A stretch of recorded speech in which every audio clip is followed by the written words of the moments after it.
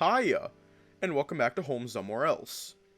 The game that teaches us that Mothock is way too precious for this world. Woohoo! More superpower dogs! Anyways, let's just hop right in. I think that this save is up to date. I am, like, 99.9% sure that alright, explicit content is disabled. And, yep, we should be good. You could definitely get used to sleeping like this every day.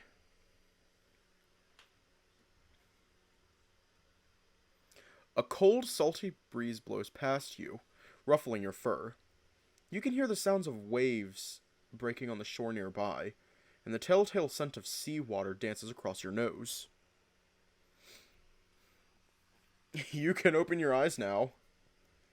You feel the cloth tied around your eyes slip away, and you open your eyes with some effort as they adjust to the sudden burst of light. Oh, yay, trauma. Yay! Once they do, you're greeted with a dull orange glow, the sun setting below the distant horizon and casting sparkling fractals across the surface of the water. Is this what you wanted to show me? We've been walking with me blindfolded for half an hour to see something we see literally every day. What if I tripped? I could have exploded! You look over your shoulder at the shepherd behind you, catching a glimpse of the precious last second of his grin before his eyes widened then slammed shut as he burst out laughing.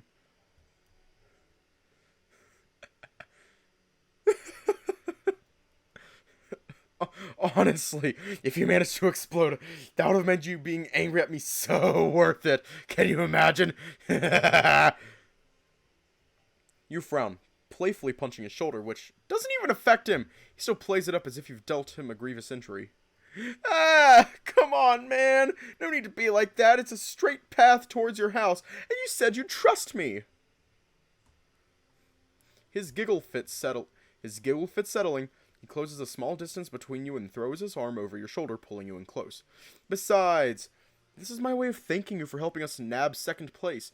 I think a gorgeous view of the sunset, perfectly timed in a spot with a great view of it, is perfect for that in all its fishy, salty, smelly glory. He pauses for a moment, nose twitching a bit before he scrubs an arm over it, putting that same hand on his hip straight afterwards as he turns his gaze back to you. I think I'm a damn genius, honestly. No thanks necessary. A big, innocent grin spreads across his face as he stares at you expectantly. It's hard to deny that's the exact grin you've been hopelessly falling for since you first met him. Well, it's the best gift you've ever given me so far, so thanks, I guess? Fred's face beams, and in an astounding show of speed, he has his hands wrapped around your ears. That's the spirit! He flops your ears all over the place, which, while incredibly charming, is also jostling your glasses straight off your face. Thankfully, you manage to catch them before they tumble into the sand at your feet. Hey, chill out! Almost dropped my glasses. Hey! I could have dropped my croissant!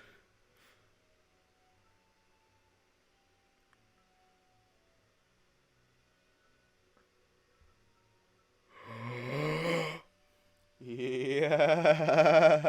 Oh god, that is loud. Hang on, let me just... Yeah.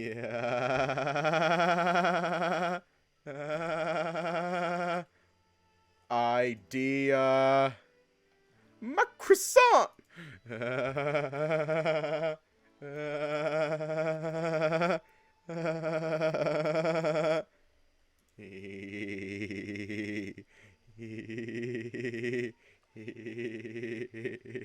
Oh god, I sound like Lois Griffin. I sound like a male Lois Griffin.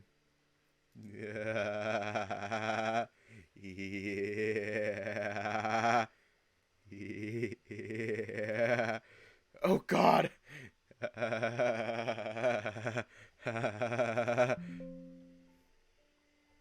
You want to kill the dad at this point. Okay, maybe don't commit murder because, like, murder is... Hiya.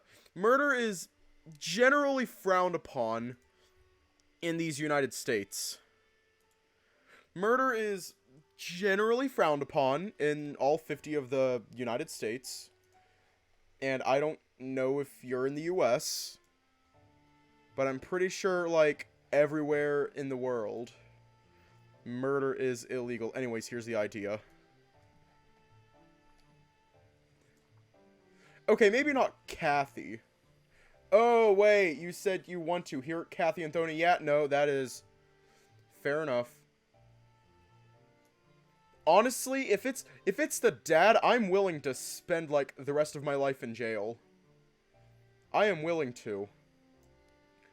Anyways, that's the idea. He's holding a croissant now. Chad is now holding a croissant. That was the entire idea. He's holding a croissant. Hey, chill out. I almost dropped my glasses. And my croissant. Fred immediately stops. Though part of your brain wants to be relieved, an aura befitting only the lamest trickster god remains at your back. Jinkies! Ear glasses! He shoves his face over your shoulder with a nigh comically intense expression of concern. His hands are still in your ears. Like he's driving you like a mech. Man, fuck off! Quit being weird! You push Fred away from you and quickly start putting some distance between the two of you. Using the act of putting your glasses back on to hide the redness of your face. Aw, man. He dropped his croissant. He dropped it.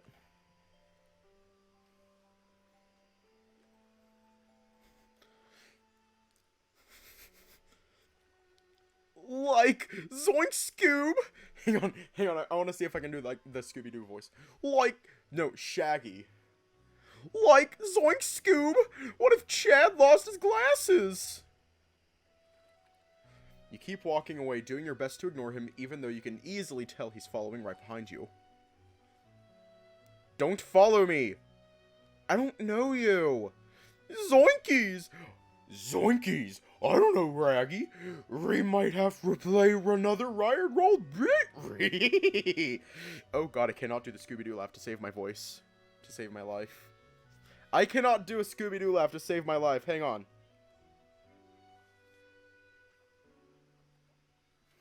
Hang on. I'm doing a thing. I'm doing a bit.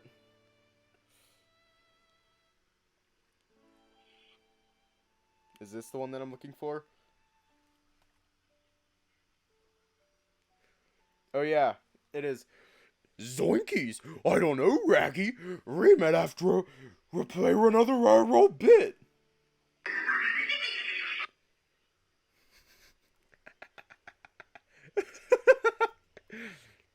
Zoinkies!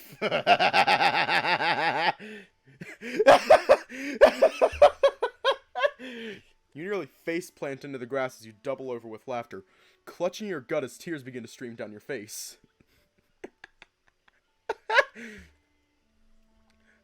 I win! I can follow you now! You nailed that laugh way too hard. Oh god, my stomach hurts. You need help. Fred looks at you with a big goofy grin on his face. Man, no matter how much secondhand embarrassment this idiot gives me, I can't help but love that smile. After taking a moment to collect yourself, you turn back to the path, walking past Fred as you return to it. Anyways, we're close, come on. He nods, chasing after you and sticking close as you both walk back to your house in pleasant silence. After reaching the neighborhood's entrance, you stop to take a deep breath before continuing. A chilly gust of wind races through the dense foliage throughout the community, rustling the leaves before hitting you in the face right after you both start moving again, forcing a shiver out of you. What's your question? What is your question? I'm gonna hydrate.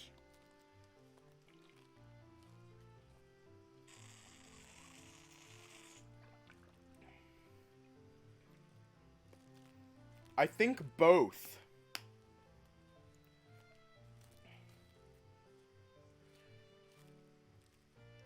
Is it hitting you? Yeah. forcing a shiver out of you. My water bottle! Ah! Yeah. Where is it?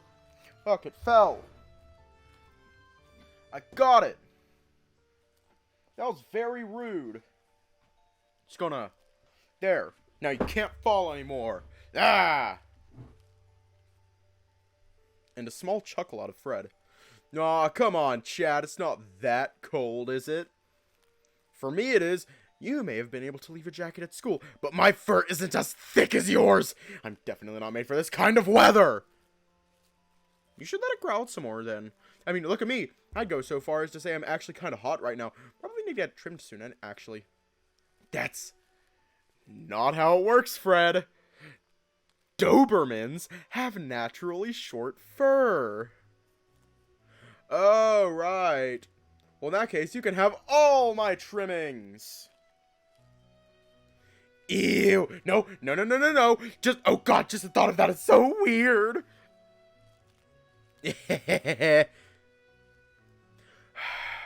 Besides, maybe you're just hot from all the stuff we did today.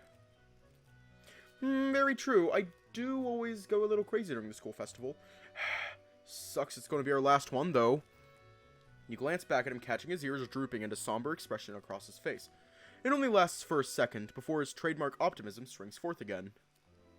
Oh, is this where Chad dies? And then, you know, pulls an Eren Yeager and turns out he isn't dead? No, not an Eren Yeager, Son Goku. And turns out he isn't dead. Oh my god, they were roommates. But hey, at least I got to spend it with you, man. Easily the best one so far, thanks to you. Yeah, it was fun. Good thing you forced me to do it, otherwise I probably wouldn't have gone or had nearly as much fun. Hey, I didn't force you! Well, thanks for, forcibly not forcing me to go. No probs, buddy.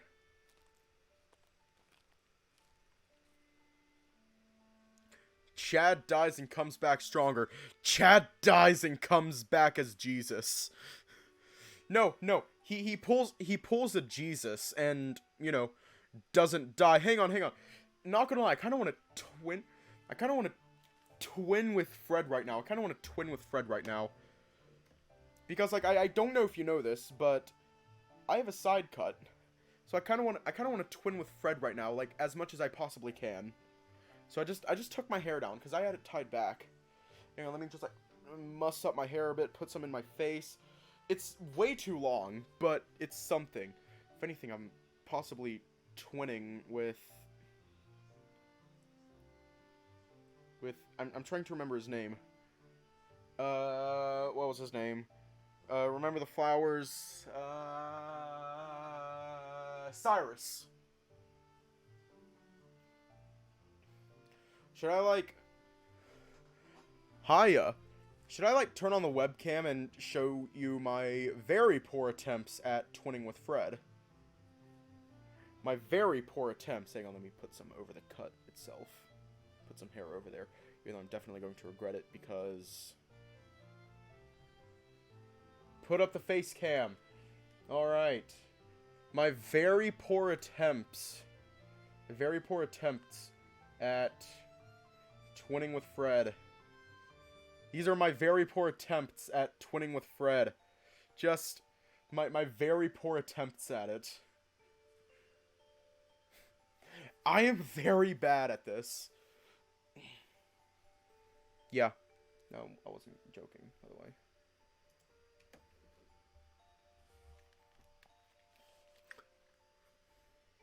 Well, the lights are off.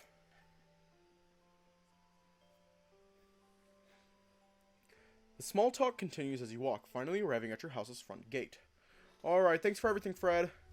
You're welcome, Chad. You know you can always count on these guns. Fred starts flexing and posing in debatably macho ways. At least you're pretty sure that's what he thinks he's doing, but it looks more like he's just copying the poses from that one anime you got him to watch. Not that you really mind, though. Good to know. See you Monday, then? Sure, I'll see you then. Look like Skrillex with that hairstyle, and that is a compliment. Okay, So I'm just going to come right out and say it. I'm a huge Skrillex fan. Like, literally a huge Skrillex fan.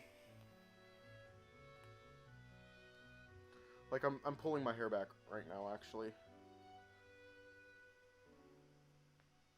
Yeah, I know. You know. Yeah. But no, I'm like a huge fan of his music. Sure, I'll see you then.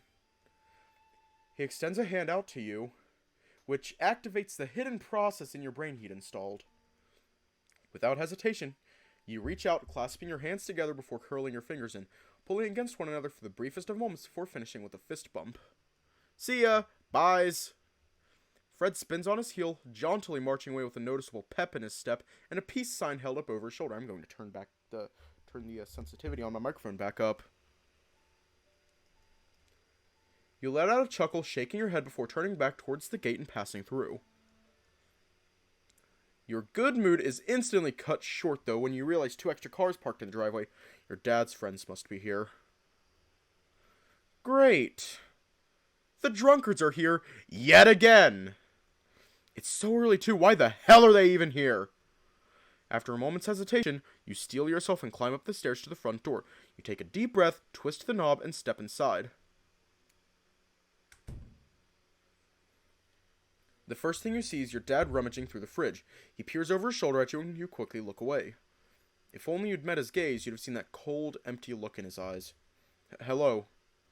Evening. As you make your way past him to your room, you catch a glimpse of him wrapping 2 bags of ice in washcloths. In that incredibly brief moment of confusion, Terry somehow manages to clear the gap between the two of you, holding the wrapped bags out to you. Here, put these on your ears. Why would I do that? Just do it! No? Where's Mom? She's out. Getting groceries. Ah, and the cars outside? Simon and Michael are in the garage. Cool. I'll, be in my room, then. You turn to leave. It's getting harder to ignore the chill dripping down your spine. Wait. He makes no contact with you. In fact, he doesn't even move. Somehow, though, that single word stops you dead in your tracks. What? Put these on your ears. What for? Because today, you're becoming a man. The chill becomes biting. You turn back to look at him. What does that mean exactly? Your eyes, still avoiding his, ultimately lands on the objects in his hands. From there, it only takes a second for you to realize. No. You take a step back, bumping into the wall behind you. No! I refuse! Where's Mom? Son, please. Don't make this any more difficult than it has to be. It'll only hurt more. He finally moves again, reaching out to grab you, but you step to the side, narrowly ducking underneath his grasp. Don't touch me! Chad, we're doing this for your own good. He reaches for you once more, and instinctively you shove his hand away with all your might.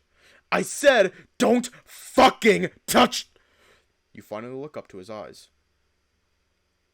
It's too late. The sensation hits you out of order. The sound first, a firm thud followed by the clattering of something to the floor. Your vision blurs next, as the silence that follows is filled with a sharp ringing in your ears. The pain hits last, an all too familiar, burning, throbbing pain against the side of your face. You're left speechless. Your brain is struggling to catch up. Instinctively, your hand comes up to your cheek, gently stroking against the tender, vaguely hand-shaped portion of your face. He hasn't hit you like that in a long, long time. The blurriness in your eyes starts to sting as hot tears swell up. Through that blur, you can vaguely make out the thin blue line of your glasses against the white tile floor, and you reach down for them. You fight a losing battle against your face's natural motions, trying and failing to stifle the wince, the quivering lip, the sniffling. You put your glasses back on. Without even looking back towards Terry, you begin walking back the way you came. Your room isn't even good enough anymore. You need to... And just where do you think you're going? Hiya. Simon steps in front of you, cutting off your path to the front door. Your eyes slowly look up along his body, but the only thing you end up registering is a wicked grin across his face. Why? You finally lose the battle against your emotions, tears gliding down your face as Simon grabs your arm and firmly pulls you into his grasp. A moment later, another incomprehensible blob bearing that same monstrous smile steps into the kitchen from the garage and approaches you. Come on, son, don't make this so hard for us. Why? Why are you doing this? The two big men start dragging you towards the door Michael came in through, and you start fighting as hard as you can against them. Let me go! Let me go! Help! Dad, help! Something snaps in you and you cry out for him, and yet, when you look towards him, towards the only person you can still comprehend, hold him tight. Your dad's face is foreign to you now. Just an empty mass of unrecognizable nothing. Dad? Their grip on you tightens as they continue to drag you towards the garage. Your whimpers and sobs are uncontrollable screams now. You're fighting as hard as you possibly can, desperately clinging to whatever you can to try to halt their progress. Of course it's all in vain. Your fingers aren't able to cling to the doorframe, and your claws leave jagged marks in the wood as you're heaved through. It seems like it only takes a second to go from the doorway to the chair. In your panic, you look around the room, spotting a table next to the chair they're holding you down in. It's got a big pair of scissors, cotton balls, and a bottle of some chemicals on top of it. Let me go! Let me fucking go, you psychopaths!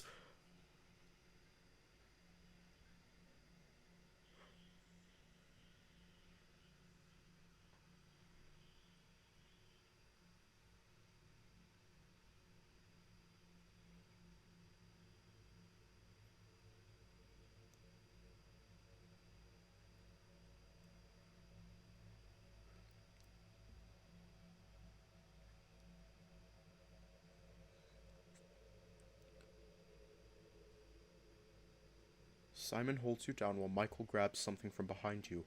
They both work together to tape you to the chair. Their overwhelming strength makes it fairly easy to do, despite your fighting. Even tied down... Hang on. Curious about something. Wait a minute! Even tied down, you continue to wrestle against them, and they have to hold you tight. Terry finally enters in after you, closing the door behind him. Come on, kid, just relax. It's not that bad. Yeah, it's all for the greater good, kid. As servants of God, we all have to do our due diligence. Just have some faith in us. The fuck are you talking about? What fucking God? What kind of cult bullshit is this? As you continue to struggle, Terry walks past the table and around you. A frantic glance to the side makes you realize the scissors are gone. Terry, stop! I'm your son! Why do you want to hurt your son? Please stop! The complete lack of response from behind you completes your heart's plummet into your gut. Your whole body writhes even harder now, rocking the chair back and forth. Grab his head so we can be done with this. Simon grabs your head firmly and Michael holds the chair down. No matter how hard you fight, you can't move anymore. If you had just listened to me earlier and put them on ice, you wouldn't feel a thing. Should have listened. Father, please! I'm begging you! Not my ears! Just sit still, son. Please.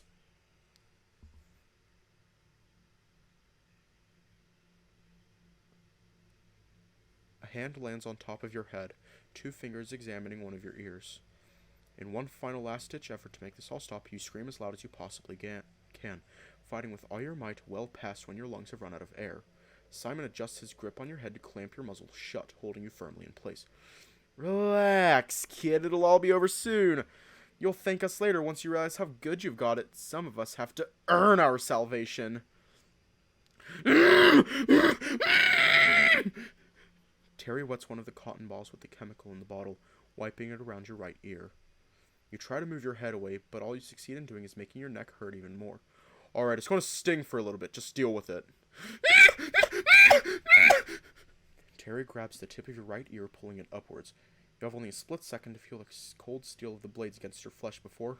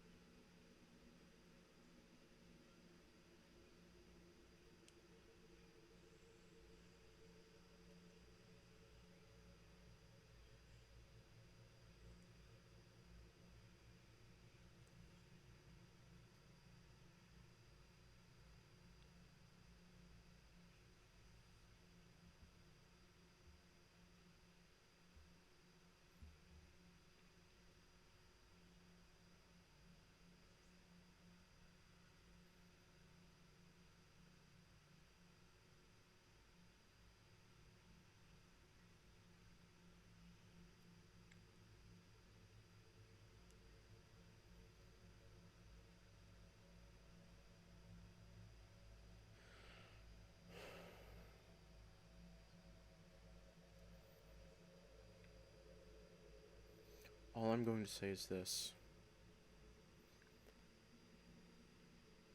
This is quite literally child abuse.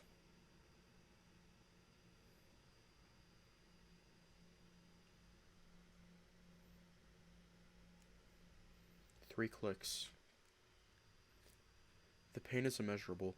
Your whole body is shaking as you continue to sob and try to scream through your clamped muzzle. Your fingers dig into the arms of the chair so hard you can feel your claws digging into it. No matter how hard you fight, the tape holds firm, even beginning to dig deeper into your flesh. I know it hurts, son. Hang in there. You'll thank us when you get older. It was a clean cut, thankfully. The sharp pain from your right ear continues to stab through your skull, exacerbated by the hot feeling of blood dripping down through your fur. Now for the other. You'll finally look like a man, no more being a scrawny wimp. As you continue to fight hard, you can feel the tape around your wrists starting to give way. Reinvigorated by this, you writhe once more, managing to break free from Simon's grasp, then letting out another scream. Strong little shit! He looks over at Michael with a sneer, flicking his head towards you. Just give it to him now! Michael nods, letting go of you for a brief moment to dig around in his pocket for something. After a moment, he pulls out a strange-looking pill out and lifts it up to your muzzle. Here, kid, take this and quit fighting already. You clamp your mouth shut, shaking your head as you continue to fight, dodging the pill as much as possible. How incompetent can you two be? Hold! Him still! Simon snarls, snatching the pill from Michael. Give me that, you idiot! I'll do it myself! Hold his hand! Using one hand, he pries your mouth open, and Michael picks up the slack, holding your head in place. Using his other hand, Michael pushes the pill into your mouth and down your throat. Quit being such a wuss, just a painkiller. You should be grateful.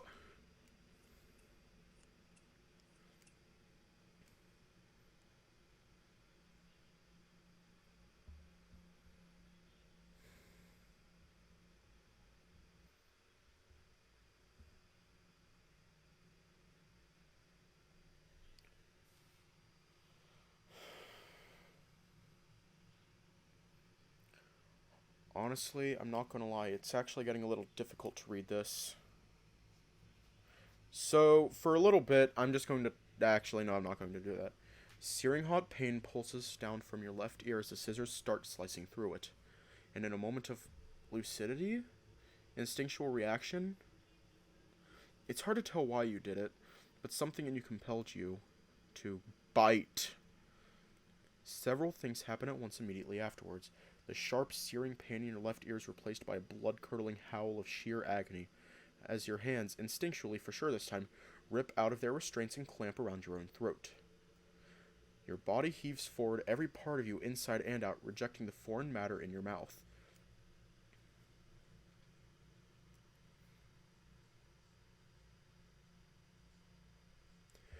When your eyes reopen, your vision blurry with tears, you only have a brief moment to realize how eerily quiet things have become before recognizing what lies splattered in red at your feet. In a puddle of blood lays a pill. And a finger. The silence is suddenly filled with a painful ringing that fades away into a torrential storm of screaming and cursing. Now's your chance. Shoving every minute amount of processing your brain is trying to do out of your thoughts, you reach down to your ankles, frantically slicing through the tape with your claws. Considering how tightly you had been held down, freeing yourself was surprisingly easy. As soon as both of your feet are free, you throw yourself out of the chair, aiming to run through the door dead ahead and not stop until your legs fall off. You only make it one step before sharp pain shoots up your spine and your body stops in its tracks. You can feel a terrifyingly tight grip around your tail. Where do you think you're going, you little shit? You try to free yourself, but each motion or pull sends another arc of pain up your spine. Let me go, damn it! Oh no, you think you get to do that to me and just walk away? He pulls hard on your tail, and through a yelp of pain, you barely manage to make out another faint click. You look back towards your captor just in time to see him raise something over his head, glinting in the light.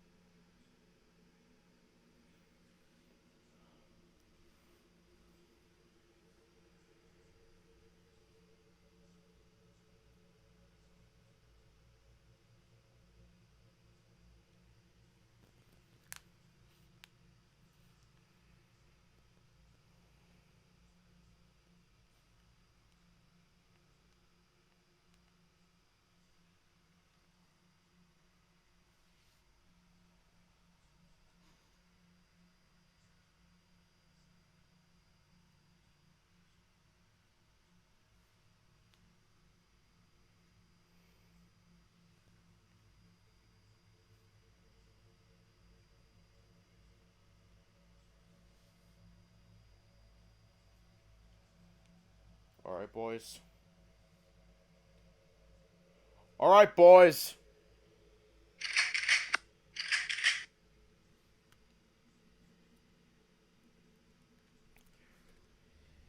It's time to go hunting.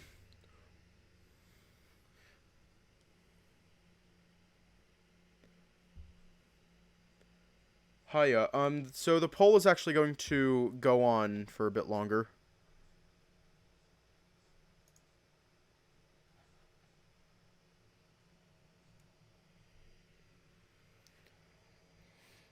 Okay, Theta, I know you are not okay, but please keep going for us. Okay. No, no! I'm perfectly fine.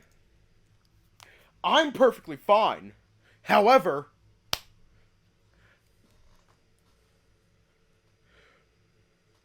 all I'm going to say is this.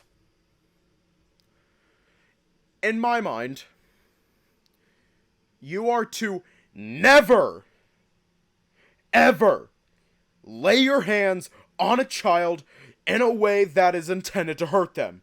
You are never to do that.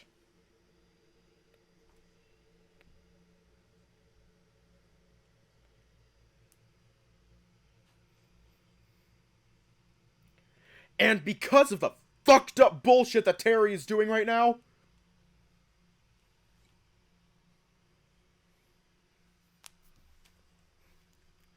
he's done. He's done. Hang on. I'm turning on the webcam to show you what I mean by he's done.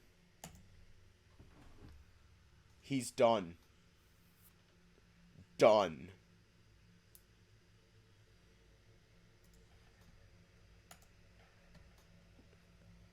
Time slows to a crawl. The next second seems to take days, leaving you plenty of time to analyze the situation around you. Barely out of your field of view, you watch a hand extend out towards Simon. In the very center of your vision, your father's face becomes comprehensible again, just in time to watch his eyes bulge in a type of fury you'd never seen before.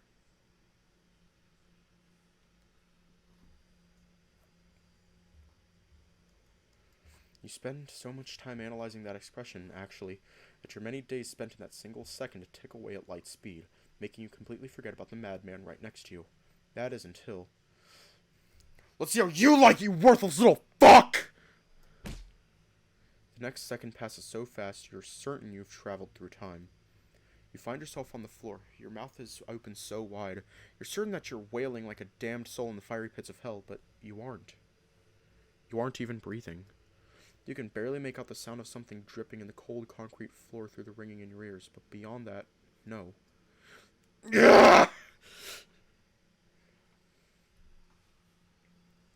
Outside of your control, your lungs fill with air and your mouth unleashes a scream so terrifying it even scares yourself. A moment later, pain courses up your spine, jolting through every nerve ending in your body. You can't move. You've started breathing again, but your exhales are exclusively screams and whimpers of pure, indescribable agony. Your vision fights with itself to focus, spiraling, blurring, twisting, overlapping, until finally you see a length of black fur barely a meter away from you on the floor. Beyond it against the wall, you see Terry. His bulky frame is almost completely hiding Simon's far more slender figure, which is pressed up against the wall with the pair of scissors that were mutilating your ears mere moments ago, now digging into his throat. Your orders were to hold him down! I should kill you for thinking you have the right to... Your gaze turns back towards the floor. It's open now. The light pouring in from the kitchen fills you with a tremendous surge of strength, and you somehow manage to get to your feet. Barely avoiding slipping in your own blood, you hobble towards the door, just making it through as a voice reaches your damaged ears. Chad, Another surge of strength courses through your arms, and you whirl around, slamming the garage door with all of your might. A loud yelp of pain and more cursing immediately follows, but you don't care. You turn towards the front door and hobble as quickly as you can towards it, fumbling with the lock before throwing yourself outside. It had gotten dark enough for the streetlights to come on, but you barely even notice as you rush down the front steps and through the gate. Your eyes sting and burn, and you can't tell if the wetness pouring down your face is tears or blood, but you don't care either way. You keep running. You need help. You need him. With each step, you can feel the portion of your ear that wasn't fully cut off flopping around, splattering blood all over your cheek and shoulder. Eventually, you see him in the distance. You're not sure why it took him so long to make it such a short distance. Has it even been that long? Doesn't matter. You scream with the last bit of energy your lungs can muster. Fred! He stops in his tracks, peering back over his shoulder at you. He squints at first, but then presumably recognizes you. He turns around and starts jogging back towards you, that big grin on his face once again. Yo, Chad! Couldn't wait until Monday to see me after all, huh? Suddenly, his grin disappears immediately, probably because you moved under a street lamp. Oh my god! Chad! His jog turns into a sprint as he races over to you, pulling off his shirt as he does. Your legs give out before you can reach him, but thankfully he was close enough to catch you, crouching down along as you fall. Don't worry, I gotcha! Shh! Shh! It's okay. I'm here. He coos softly as you shake and sob uncontrollably against him. Your lungs burn, your legs are screaming at you, and your whole body is still racked with the most intense pain you've ever felt in your life. He tenderly uses his shirt to dab up the blood around your face, then tries to staunch the bleeding from your ears, which sends even more pain coursing through them, but you don't care.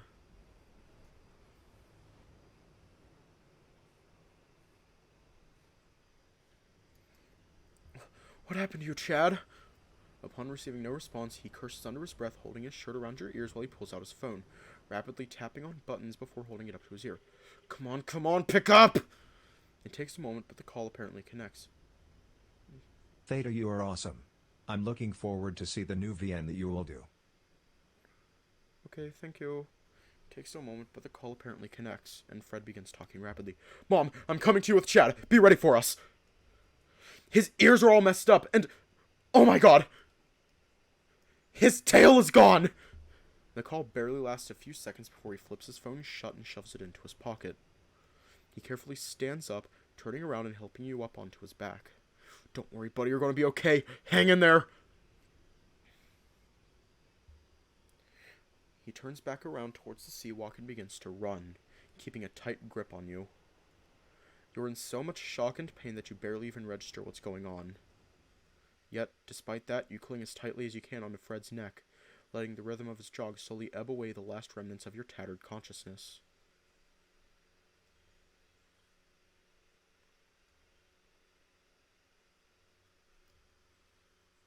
A sharp pain pierces through your skull, dragging you back to consciousness with a groan.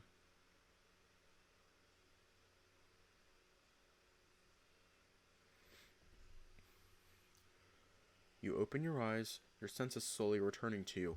Eventually, you can feel that your cheeks and pillow are wet. Sleepily, you reach up and touch your face, realizing that you must have been crying for a while now. Were you dreaming? Must have been, but you can't remember any of it, just vague, scattered thoughts about Terry. Okay, I just want to make sure that, NSFW stuff is disabled. And it is. Were you dreaming? Must have been, but you can't remember any of it, just vague, scattered thoughts about Terry. Probably for the best, considering how it apparently made you cry. Confused, you take a bit more time to get your bearings. You can feel Fred's slow, rhythmic breathing at your back. Looks like he's still sound asleep at least. Based on how dark it is in the room, it must still be pretty early in the morning. Ugh, I was so tired last night too. Why are you like this, body? You let out a sigh, resituating yourself into a comfortable position and letting yourself fall back asleep.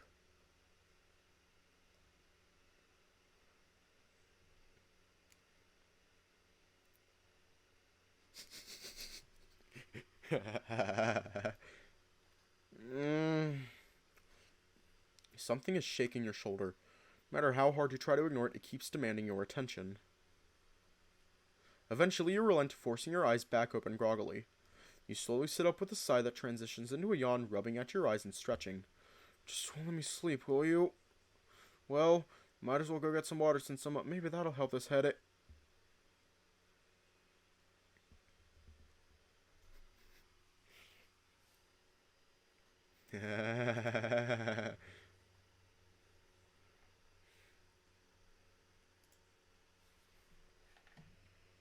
I'm gonna do a bit.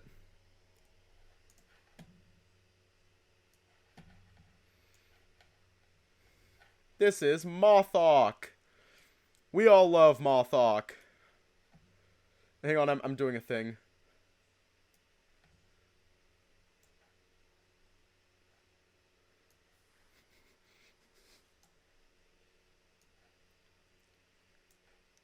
And he looked at me, and I looked at him, and he looked at me, and I looked at him, and he looked at me, and I looked at him, and he looked at me, and I looked at him. This is literally the greatest scene. This is literally the greatest thing ever. As your eyes focus once more, what they see causes you to recoil.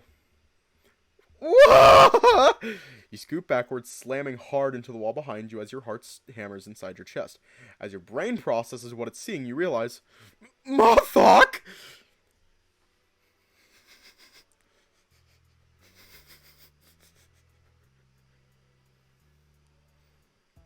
Mothock is kneeling next to your bed, and until you move backwards, had his face right up into yours.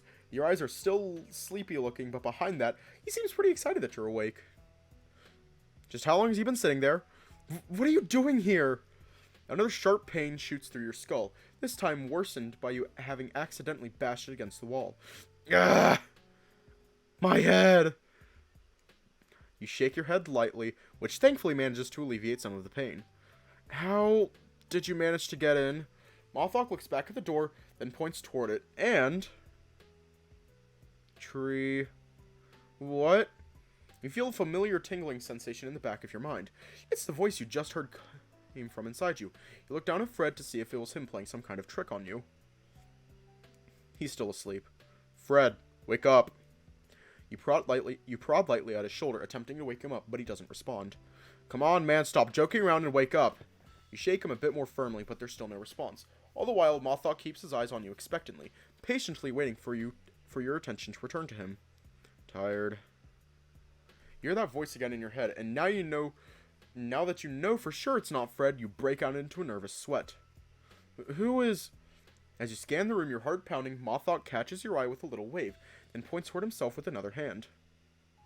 Mothock, is that you? Yes! Yes! Yeah.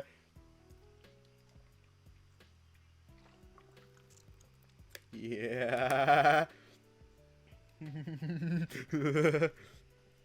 Mothock nods happily. Oh, does that mean you can read my mind? You both stare expectantly at one another for a moment. Can you read my mind? Mothock tilts his head while looking at you. Okay, maybe you can't read my mind then. Mothock twitches in surprise, then shakes his head. No. That's kind of a relief, I suppose. That begs the question, how the hell is he talking to me through my mind? My own mind. Whatever. I just need to get used to this weird stuff happening, I guess. Anyway, is Fred okay? Mothock nods. Tired. Tired? I'm assuming you mean from all that stuff that happened yesterday? Mothock nods. That makes sense, I suppose. He did fight pretty hard. Mothock puts his hand on his chin for a moment. Mothock nods once more. Okay. And will he recover soon? Mothock nods again. You let out a small sigh of relief, your muscles releasing some tension you didn't realize they were holding. Cool. So, what are you doing here then? Mothock flinches again, then deflates, his posture tightening. Help. For some reason, the moment that word reaches your ears? Thoughts? Whatever. The moment it registers, any traces of sleepiness you had left vanish from a rush of adrenaline, and you lean forward a bit. What's wrong? Did something happen? Mothock nods. Mom. Sick. Your mom? Didn't Bruce take you back to her yesterday? Wait, don't tell me Bruce did something to your mom! Mothock is starting to get impatient with your questions, and, now a little bit frustrated, he points firmly toward the door. Okay, at least let me see what we need. You're interrupted as he quickly flings the covers off both you and Fred, startling you and leaving you feeling suddenly very exposed. Whoa, easy there, Mothock. Fred. Help.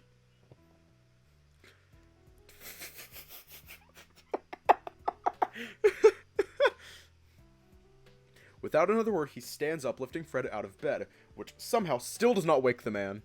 Hey, are you sure Fred can do anything? He looks like he's out cold. Mothock nods firmly, using his many arms to get Fred onto his back, holding Fred's arms around his neck with one hand, with two others under his legs, leaving a single hand free. Yes. He turns towards the door, only briefly looking back at you. Follow. Then he silently rushes out of the room. Mothock, wait! He's still naked!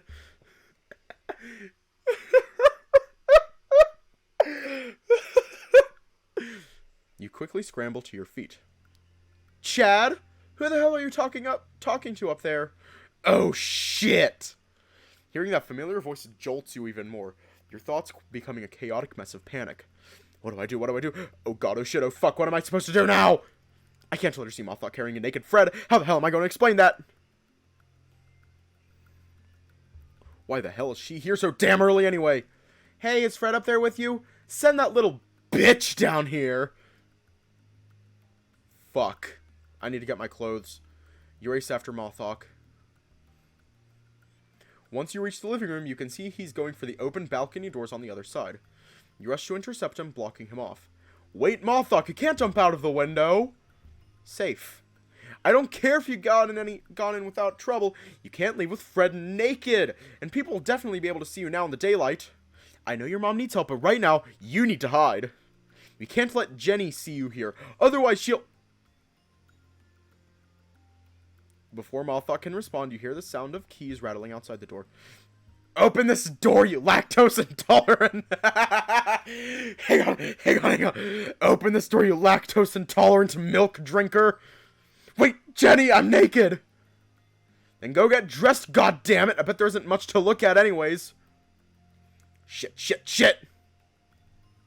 Despite your protests, the sound from just beyond that door are unmistakable, that of Jenny unlocking it. Your eyes rapidly scan over the quickly unraveling scene before you as Jenny continues to rattle against the door. The sound like the ticking of a cruel clock, counting down to some inevitable danger. Quick, hide! You go to shove Mothock away into the bathroom. The bedroom, the bathroom, somewhere, but you only make it a step or two before the door swings open and Jenny barges in.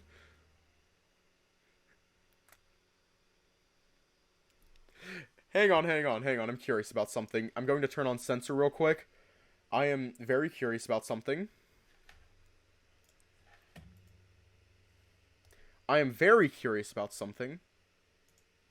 Turn on censored, and no, they actually are not naked.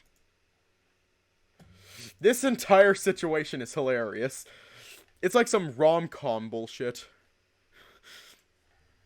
Fred, you piss-colored crotch licker, where are you? You completely freeze in place, paralyzed by the vengeful gaze of the banshee apparently masquerading as Jenny before you.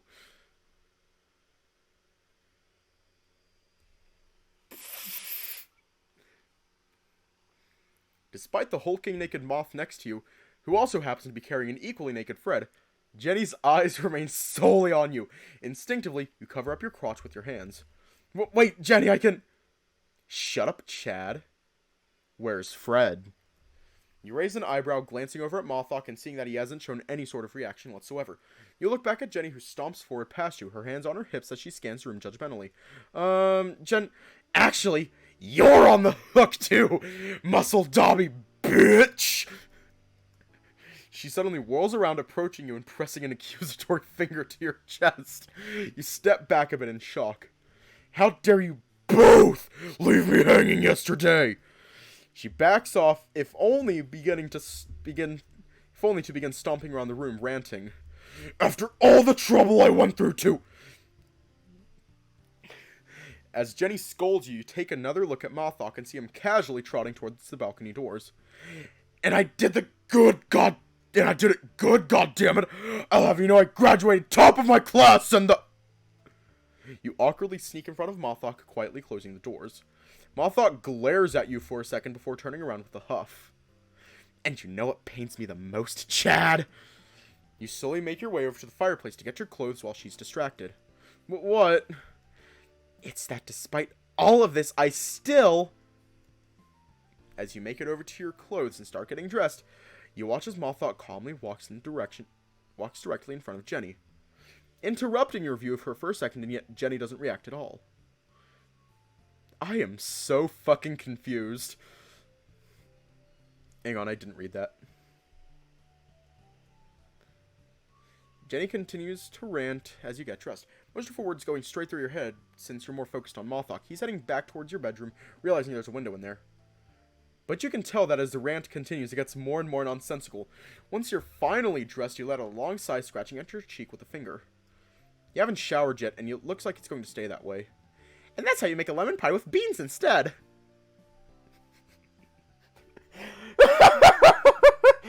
Jesus Christ. You follow Mothock back to the bedroom, mostly ignoring the death glare Jenny is giving you from behind. You intercept Mothock as he attempts to start opening the window, stepping in front of him and pretending to look out of it to stop him. Hey! Were you even listening? Mothock huffs again, and a particularly chaotic tingle shoots through your skull. Mean. Of course I was. I was hanging on your every word. Good. Talking about lemon pie always makes me feel better. Anyways. Where's Fred?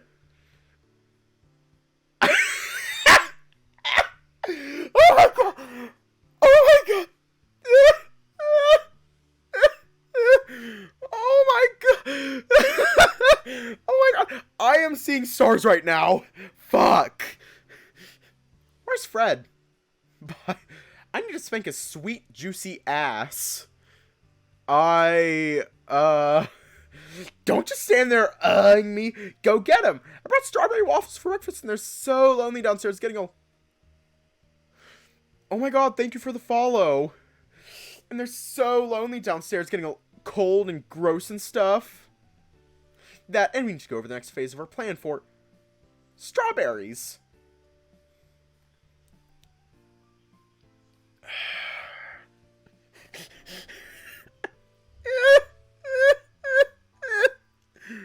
Oh my god.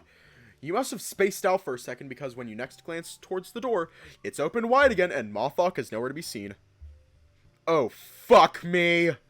Also, why are Fred's clothes here? Is he in the shower or something? Why haven't I heard anything? Maybe he brought his bunch of clothes and just left those here. Or he's just intelligent enough to know that I was coming to get him and he managed to escape with only what he had on.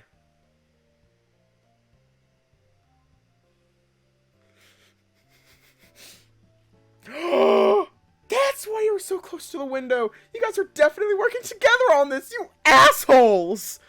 Yeah, that's probably it. Anyway, I'm really hungry, so I'm gonna go have breakfast. I have an appointment I need to get to soon. You rush after Mothock before Jenny has a chance to stop you. Not for lack of trying, mind you, since you still hear her yelling behind you as you go down the stairs. Hey, I'm not done here.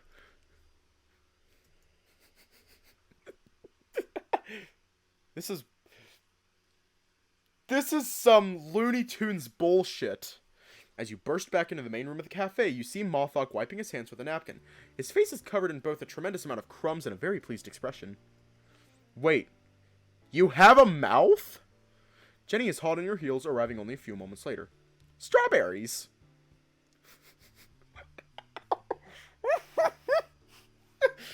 Okay, I'm like,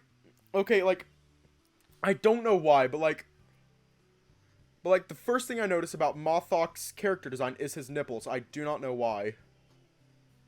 This is absolutely adorable, but like, this entire situation is fucking hilarious. Strawberries.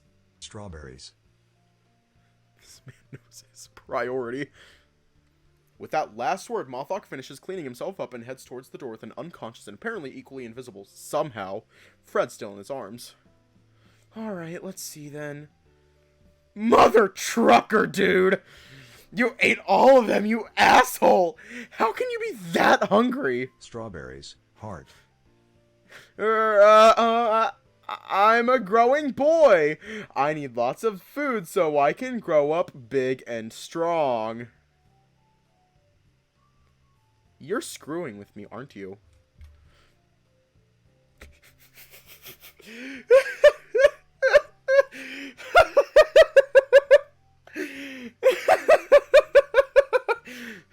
You have no time to respond further as Mothock opens the door, directly in front of Jenny.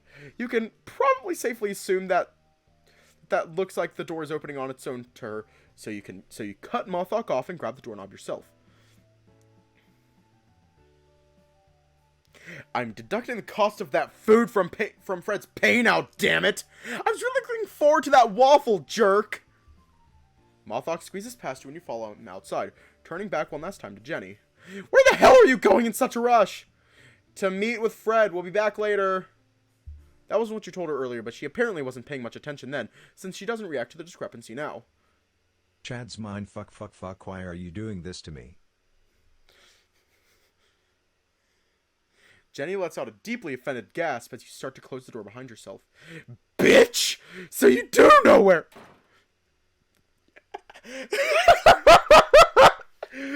Jesus fuck!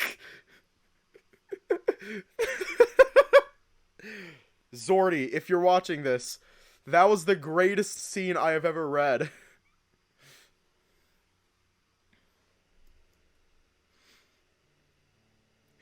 Once the door shuts, you quickly rush to catch up to Mothock, who is power walking towards the park. You can't help but feel ashamed as you look at Fred's mostly naked form in Mothock's arms. Probably should have made up some kind of excuse to grab his clothes before heading out. At least now you probably have some time to process what just happened. I get the feeling that I'm going to have to get used to this kind of random stuff happening now.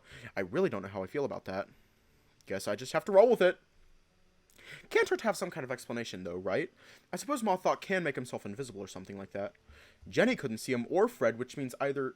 This situation was absolutely hilarious. Zordy no to pass to a sad moment to an hilarious moment. Jenny was so mad her eyes stopped working.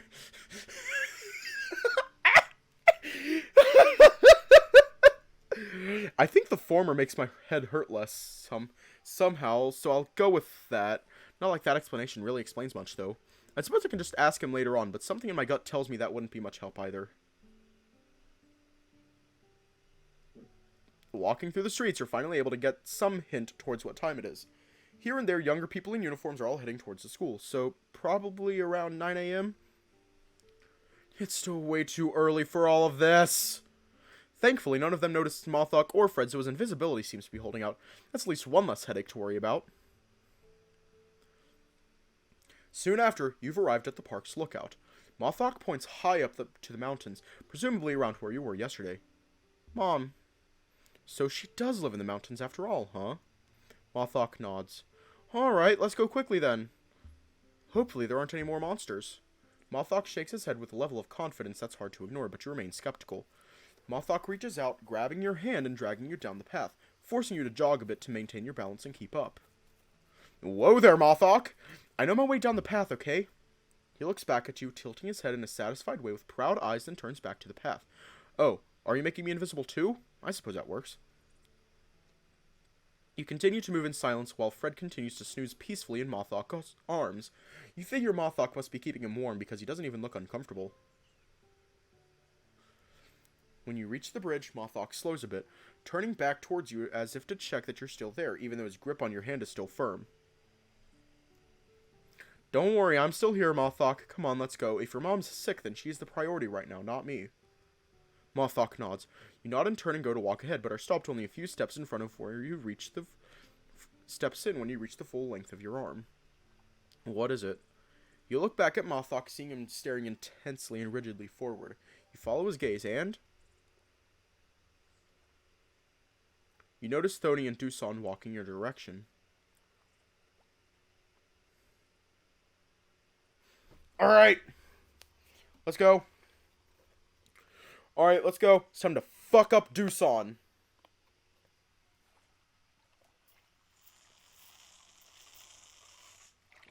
Hydration. You notice Thony and Doosan walking in your direction. Doosan's still wearing that smug look on his face from the day you first met, and your blood immediately starts to boil.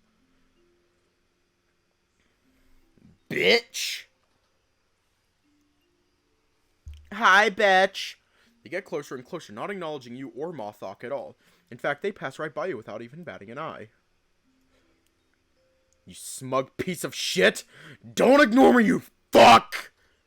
You go to intercept him and Thony, but Mothock's grip tightens on your hand. Don't walk away, you coward! I'll fucking break you, you hear me? Get back here! You fight Mothock's grip, but it's surprisingly tight. His gaze is now fixated on you, and he shakes his head slowly and firmly. Fuck! Let me go, Mothock! Let me go, Mothock. Don't worry, what I'm going to do is child appropriate, because these hands are rated E for everyone. And I'm about to fuck up Doosan. No matter how hard you fight against his grip, you can't even move it an inch, and Doosan and Thony begin to disappear down the far side of the bridge. Damn it, Thony! Thony stops for a second and looks back, taking a long, curious look around the bridge. But his eyes scan right over you without any sort of reaction whatsoever. Hurry up, kid. I don't have all day. Doosan firmly grabs Thony's arm and forces him to turn back around and resume walking. Don't you fucking dare put your hands on him, Doosan! Hold up, hold up! Is Mothock crying? Mothock similarly begins to drag you down the opposite side of the bridge away from them. You don't get him, Mothock! He's a monster just like the ones we saw yesterday! He's gonna hurt that kid! He ignores you, dragging you further and further away, passing into the woods beyond the park. I can beat him now, and you can help me too! Let's just go, and Mothock turns around and glares at you. Chad! Hold up. Chad! Huh? The voice startles you, making you jump harshly. Your eyes snap to Fred, but he's still sound asleep. Mothock pulls you in close, giving you an awkward hug with his free hand and one from beneath Fred's leg. The sudden movement makes you close your eyes, and a moment later, you find your face buried deep into his fluffy neck, his unique scent flooding your nose. What? After a moment, Mothock's scent is replaced by Fred's far more intimately familiar scent. And you can somehow feel his arms wrapping around you as well, squeezing you tightly. What is this? The rampaging anger in your chest begins to settle down. And the tension from your muscles once again fades away, bringing in a gentle, tranquil peace. You stay like this for a few more seconds, then you slowly open your eyes, a comfortable warmth flooding your body. You glance up and see Mothock looking down at you with a gentle expression. He runs a finger beneath your eye, wiping away a tear that had managed to fall from your eye without you noticing. You slowly step back, scrubbing your face with your sleeve to dry the rest of the moisture. Whoa, I'm all good now, thanks, and sorry about that. Mothock nods happily. I'm guessing you've already figured out that I sometimes, Mothock looks at you with a soft but hard-to-read expression, tilting his head a bit. Anyway, sorry you had to see that. I don't know what causes it, but whatever you just did seems to have worked. I hope I can rely on you if it happens again. Mothock nods his head again, apparently agreeing to your request. Mom. Right, let's keep going. He nods again and then resumes the climb, with you following closely behind. God, this is so embarrassing. Getting to the point where people have to deal with my shit is so toxic. I definitely wouldn't have the patience to deal with somebody acting like I have been. Where's all this even coming from? Maybe something happened during those 10 years. I really need to figure out what.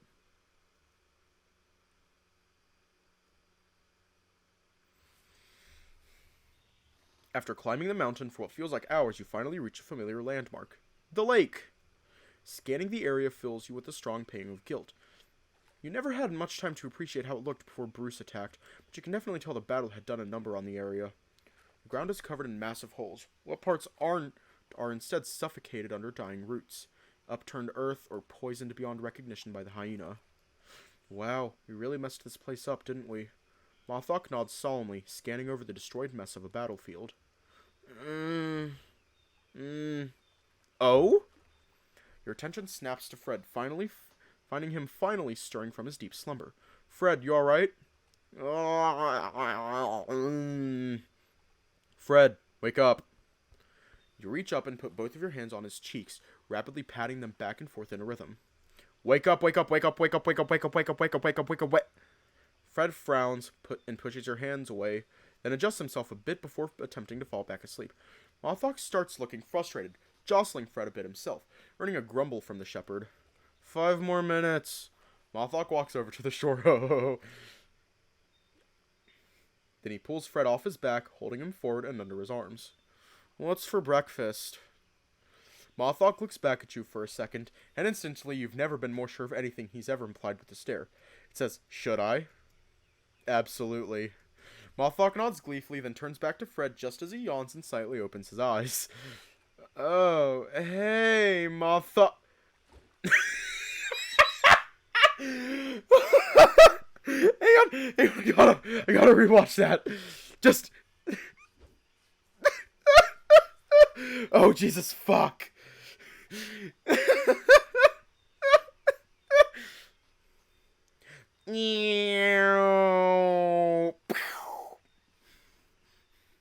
Mothock yeets Fred into the water. It's very important that you realize that this was not a throw or a drop. This was decidedly a yeet. You have no idea what a yeet actually is, but you're certain that what you just witnessed was definitely a yeet. Fred's body makes a loud splash as it hits the water.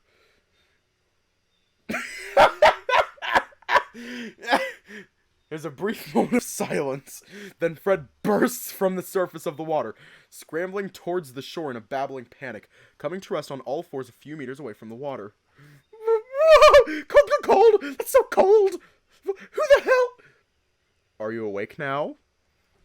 He looks up at you, dripping wet as you kneel a few feet away, unable to wipe the grin off your face. He should be grateful, because that's the alternative to you cackling in his face. Yeah. He takes a moment to catch his breath, then shakes wildly, splattering water everywhere. Thankfully, you saw coming and back away in time.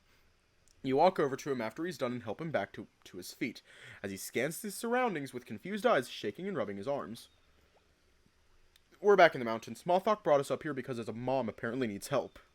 Oh. Mothock walks over to him, and before he can react, gently picks him back up. Then starts shaking him around, splattering more water around. I'm good, Mothock, I'm good! Mothock stops, seemingly satisfied as he puts Fred back down to the ground and gives him a little pat on the head. Thank you, Mothock. Mothock giggles a little bit while Fred lets out a sigh, resuming rubbing his arms to keep himself warm. I'm going to take a wild guess and assume you didn't bring my clothes with you. No, I did not. I mean, a lot happened this morning, so it didn't cross my mind until after I left. Alright, then you have your phone. We can call Jenny and have her... Oh, yeah, and Jenny is fucking pissed at you. Fred freezes in place, staring at you as if he expects you to do something about it before letting out a long, drawn-out, defeated sigh. Oh my god, thank you for the follow. Of course she is. Yeah. Mom. I'm like checking a couple things real quick. Hang on, I'm going to like take a minute and just like catch up on some shit because this is hilarious.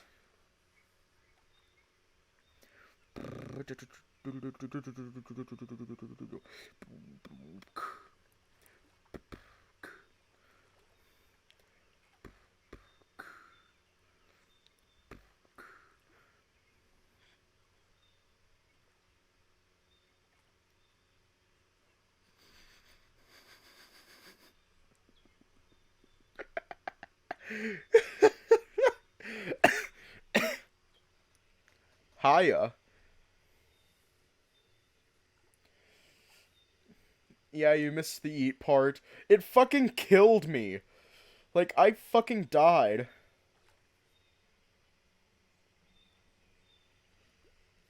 Mom. Oh, right. Which way, Mothock? Mothock motions for you to follow, then rushes off down the shore the same way he went yesterday.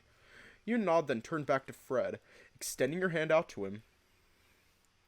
Some part of your morals still exists, apparently, since the guilt from your admittedly fairly mean practical joke is starting to settle in. Come on, let's just follow him. Stick close, and I'll try to keep you warm until we get there. Hopefully she's got a fireplace or something. Sure. Fred nods, walking up close to you and allowing you to put your arm around his shoulder as you both follow after them off. So, how exactly do we know the details of this? Is Mothock, like, terrifyingly good at charades or something? Oh, no, he can actually kind of talk, I think. I sort of hear his voice in the back of my head that he claims is his. Uh-huh, and only you can hear it? Or if you didn't hear him say mom a minute ago, then yeah, I suppose that is the case. I didn't know, but now that I think about it, Bruce was acting like he could hear Mothock yesterday too. So I'm guessing only people who share some kind of affinity with him can hear him. Am I right, Mothock? The moth nods happily. Huh, and you're able to deduce all that just from what I said? Sorta? I mean, if you think about it logically, that's the only thing that really makes sense. You get used to that thinking like that when you do the kind of things I do. You know, rapid situation analysis and decision making. Oh, um... And whether you like it or not, you're going to have to learn to think like that too. Things would have been so much easier if you had never gotten involved. But then again, you didn't have much say in the matter. Yeah, I mean, based on everything that happened yesterday, I think I've kinda already started to accept that things are going to stop making sense from now on.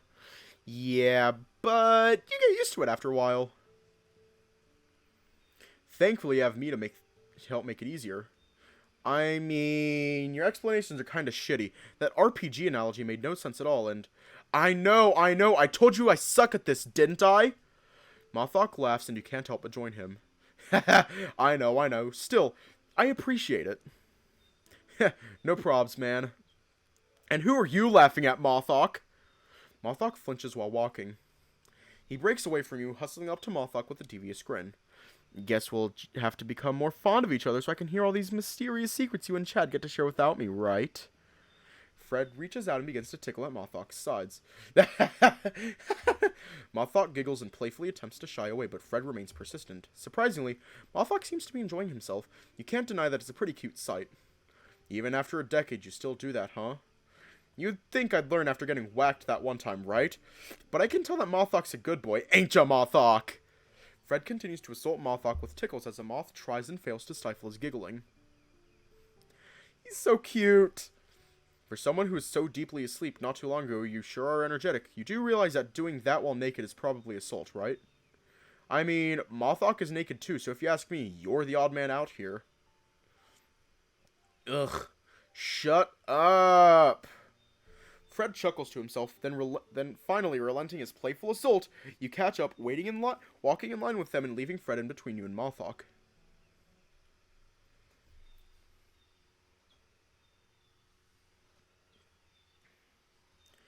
After a few more minutes of walking, you find yourself in a clearing with a large cabin-like structure situated in the center.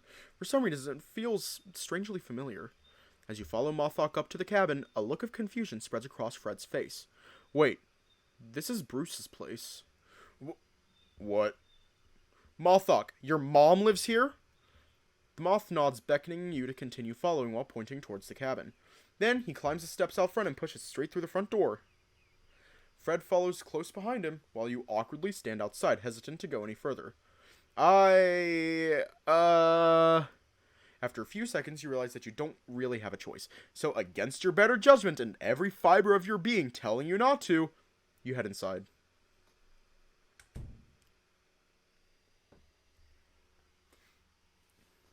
Nervously stepping through the front door, you give the inside a quick once-over. There's a table, a fireplace, a bookshelf filled completely with reading material, and an assortment of other amenities and furniture. It's probably some kind of hunter's lodge then. And also...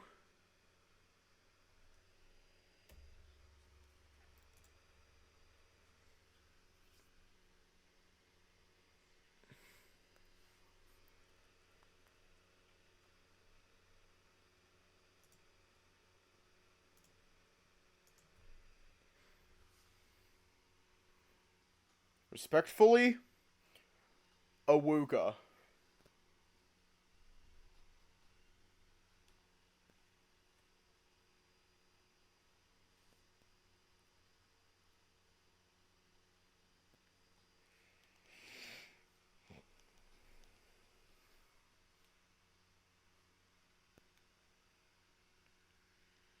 Oh no, he's hot!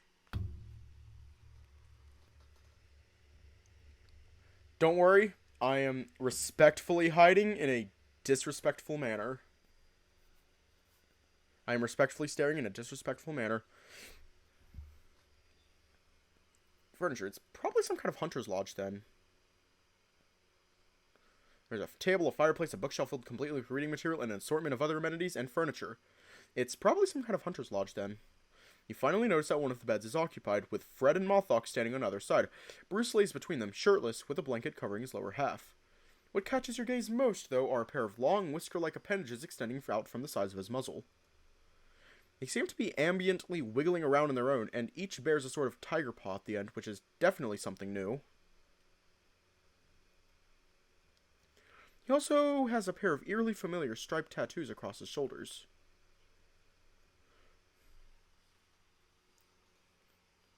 As your attention finally breaks away from the weird whiskers and tattoos, you realize that Bruce is clearly in a lot of distress. He's panting heavily with deep bags under his eyes and a sickly color to his complexion. He's holding a cloth over his head which covers up one of his eyes, but the other one is angled down toward you, a look of disgust piercing through you even in this weakened state of his. As he glares at you before beginning to speak, his voice a weak, hollow whisper, Fred kneels down and starts to scan Bruce's body with his hands. "What are you doing here?" "Get out of my house, Doberman!" Mom. Mom? Wait. What? Wait. Fred holds his arms wide over Bruce as if presenting him to Mothock. "Is this your mom, Mothock?" Mothock nods slowly, kneeling down himself to grab Bruce's other hand, watching him with sad, worried eyes.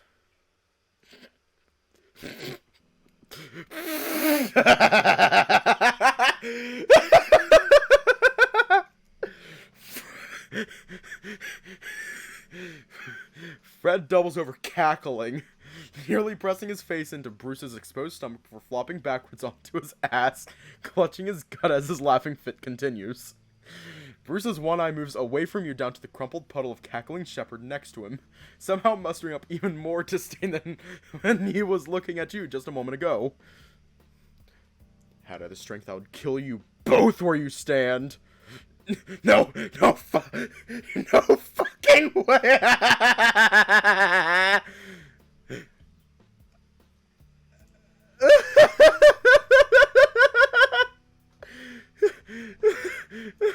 Oh God, Fred is tearing up. And Mothock's face! Oh my God! I realize now that I may have given a somewhat poor description of what a mom is, because, Stop! It hurts my stomach! Mothock's face lights up red, and he shyly presses his fingers together while looking away. Why couldn't this just have killed me? Oh my God! That was the funniest thing I've heard in years. Made being dragged naked out of bed completely worth it. Bruce, seemingly too exhausted or maybe embarrassed to respond further, merely growls harshly.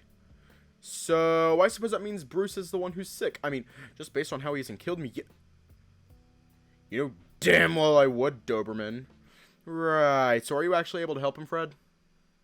"I don't need your help." "Psh, yeah, easy peasy." Fred interrupts him as he finally manages to shamble back to his feet, resuming scanning Bruce's body. "Looks like he's poisoned, and based on the severity of it, I'm gonna go out on a limb and assume it was from that hyena yesterday." A smug, teasing grin spreads across Fred's face as he leans down towards Bruce's face. "Guess he nicked you, huh? I'm surprised you managed to hide this so well. You must have been in quite a lot of pain." Bruce just frowns and continues to growl, offering no other response. "Oh, that must have been what I saw when we got separated. Here, roll over, let me see."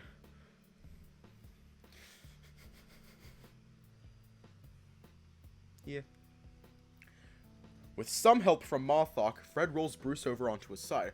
You walk closer and get a good look at a relatively small cut along Bruce's back, but it's a dark, sickly color and crackling with electricity. Yep, thought so. That probably hurts like a bitch, but it looks like it slowed the poison's progression through your system with your powers. Smart move. Unfortunately, that's no cure. Lucky for you, I am. So whether you like it or not, old Fred's gonna save your life. He pats Bruce's shoulder as he rolls him back onto his back, then leans back as he resumes scanning over Bruce's body. "In exchange, there's something you'll have to do for me. Bruce just growls at Fred, but Fred stands firm, since he's sure the tiger is no threat to him whatsoever. Chad, Mothock. Both of you perk up and look up at him as he resumes running his hands over Bruce's body.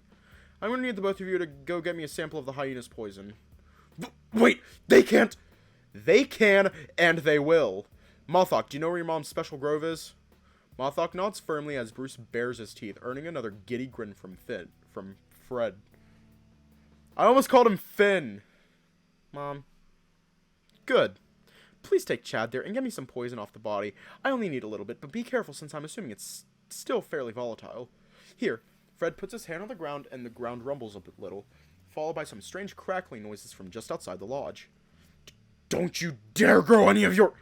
I grew some coconuts outside. Use one of them to carry it back, and there's no need to, sprint there or anything, but do try to be quick. Yeah, Bruce won't die, but he's probably in a shitload of pain still. You got it? Mothock nods enthusiastically and rushes past you and out of the cabin. I'll go then. Alright, take care of each other, okay?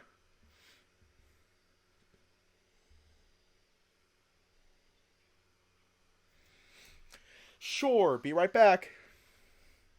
You turn around and follow Mothock outside. You spot him standing at the base of the palm tree, looking up at the heavy green fruits above. You walk up next to him and pat him on the shoulder. Don't worry, I got it. You throw a quick punch skyward, sending out your magical hand, tensing the muscles in your arm. You reach up with it.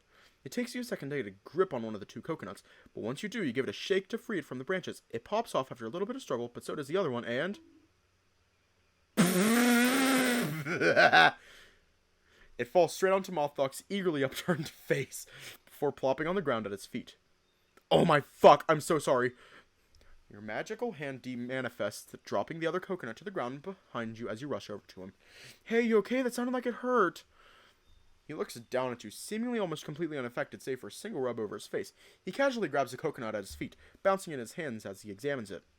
Then he looks back at you, nodding confidently and giving you a thumbs up. Well, so long as you're okay. Still, sorry, I'll be more careful from now on. Mothock giggles, then motions for you to follow him. Follow! Alrighty, lead the way, big guy. Mothock confidently marches off back the way you came, and you follow behind him. You walk through the forest for a bit in silence, but it feels too awkward after a bit, so you decide to break it. So, Mothock? Mothock looks over at you. This place where we're going. Is this some kind of cemetery? Mothock tilts his head. Fred should be the material girl. Ah, my back. Fuck. Cemetery? Oh, a cemetery is where we put people once they're no longer with us. You know, their final resting place. Actually, I don't want another mom misunderstanding. Rather, where we bury dead people. Mothock seemingly understands you and nods. Is there a reason why Bruce kinda didn't want us to go? Oh my god, thank you for the follow! Yeah, I'm gonna hydrate real quick.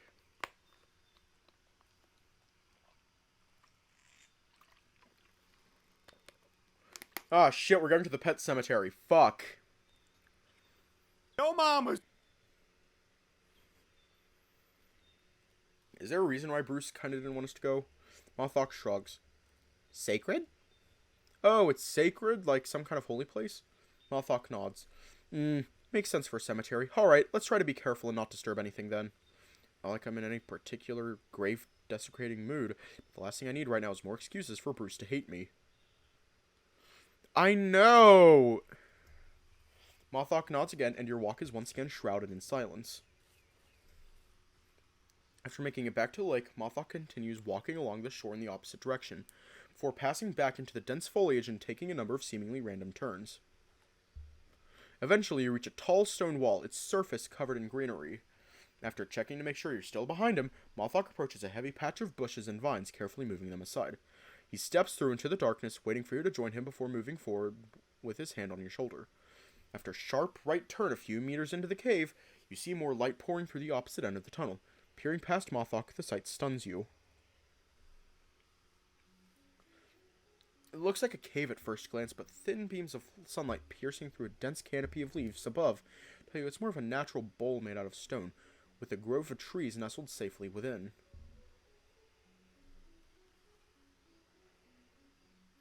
The trees themselves are unusual. The leaves are a unique shape and bear a rainbow of colors. Oh, and they're glowing. Each one of the trees is surrounded by an ethereal, glowing mist, the shining particles swirling and dancing around their respective trunks and amongst the leaves high above.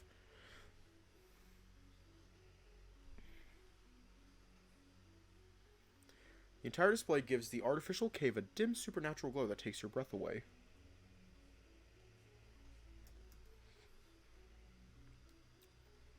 After a few more steps, you emerge from the short tunnel and walk forward into the mysterious grove. Whoa, they're so beautiful! Beautiful. This glow, it doesn't look like those things Bruce pulled out of the monsters, doesn't it? Your very presence seems to be acknowledged by the grove. The trees rustle as if a light breeze is blowing through, causing the very trunks themselves to sway in an alluring dance. Mothock walks slowly and carefully up to a large rock planted right in the middle of the path leading through to the center of the grove. Do it. As you kneel down next to Mothock, you glance past it, spotting two familiar monster corpses lying in beds of the colorful leaves, their hands resting up on their chests and holding the seeds Bruce had gotten from Fred.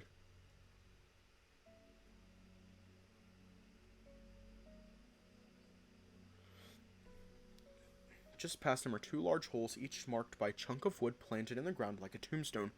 You figure those are their graves, and Bruce wasn't able to properly bury them before his body began to give out on him.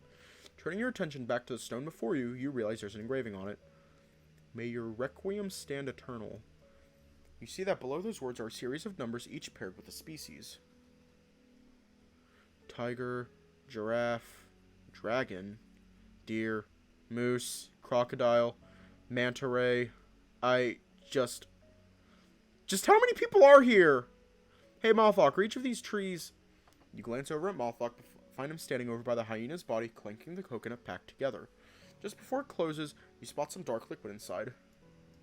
Wait, when did you... Mothock giggles and holds the coconut up, proud of his accomplishment. Good job, buddy. Mind if I check something before we go?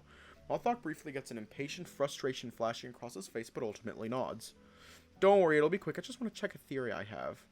You stand up, dusting your knees off before stepping around the stone and following the path down the middle of the grove.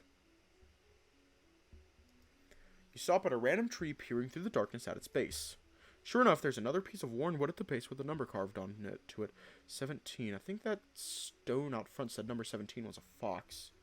So that means that each one of these trees does correspond to a body. What the hell? As you ponder the weight of the meaning this place carries, suddenly feeling tremendously out of place, a weird tingling sensation begins to caress you and snaps you out of your thoughts. You quickly realize that the glowing mist that surrounds the trees has formed long, delicate tendrils and is reaching out towards you. Suddenly panicked that you had somehow offended some ancient sacred rite with your presence, you look over at Mothock for some sort kind of clarification or something, but he just stares at you with a curious glint in his eye. Is this normal? The tendrils reach out further, coiling gently around your arm. It's thankfully not painful, and actually kind of tickles. It seems like it's not a malicious response, at least. If anything, it feels like the mist is curiously investigating you. You lift your hand and move it to the side, the tendrils following your every move almost playfully. You chuckle to yourself as you play with the magic mist for a bit, finding it actually kind of fun. Mom. Oh, right. Sorry, let's go, Mothock. You carefully pull your hand away from the mist, watching as it retracts towards the tree once you're out of range and resumes swirling around the trunk. You rush to catch up with Mothock as he slips back into the tunnel you initially came in through. You make it back out of the grove without much trouble, and begin the journey back. Mothock's pace a bit faster than it was coming here. Even at the heightened pace, you still have some time, so now would probably be a good opportunity to undo your previous mistake. By the way, Mothock, I think I may have accidentally given you the wrong idea of what a mom is, since Bruce definitely isn't your mom. Oh? Yeah, that was my bad. So let me try again. What a mom actually is.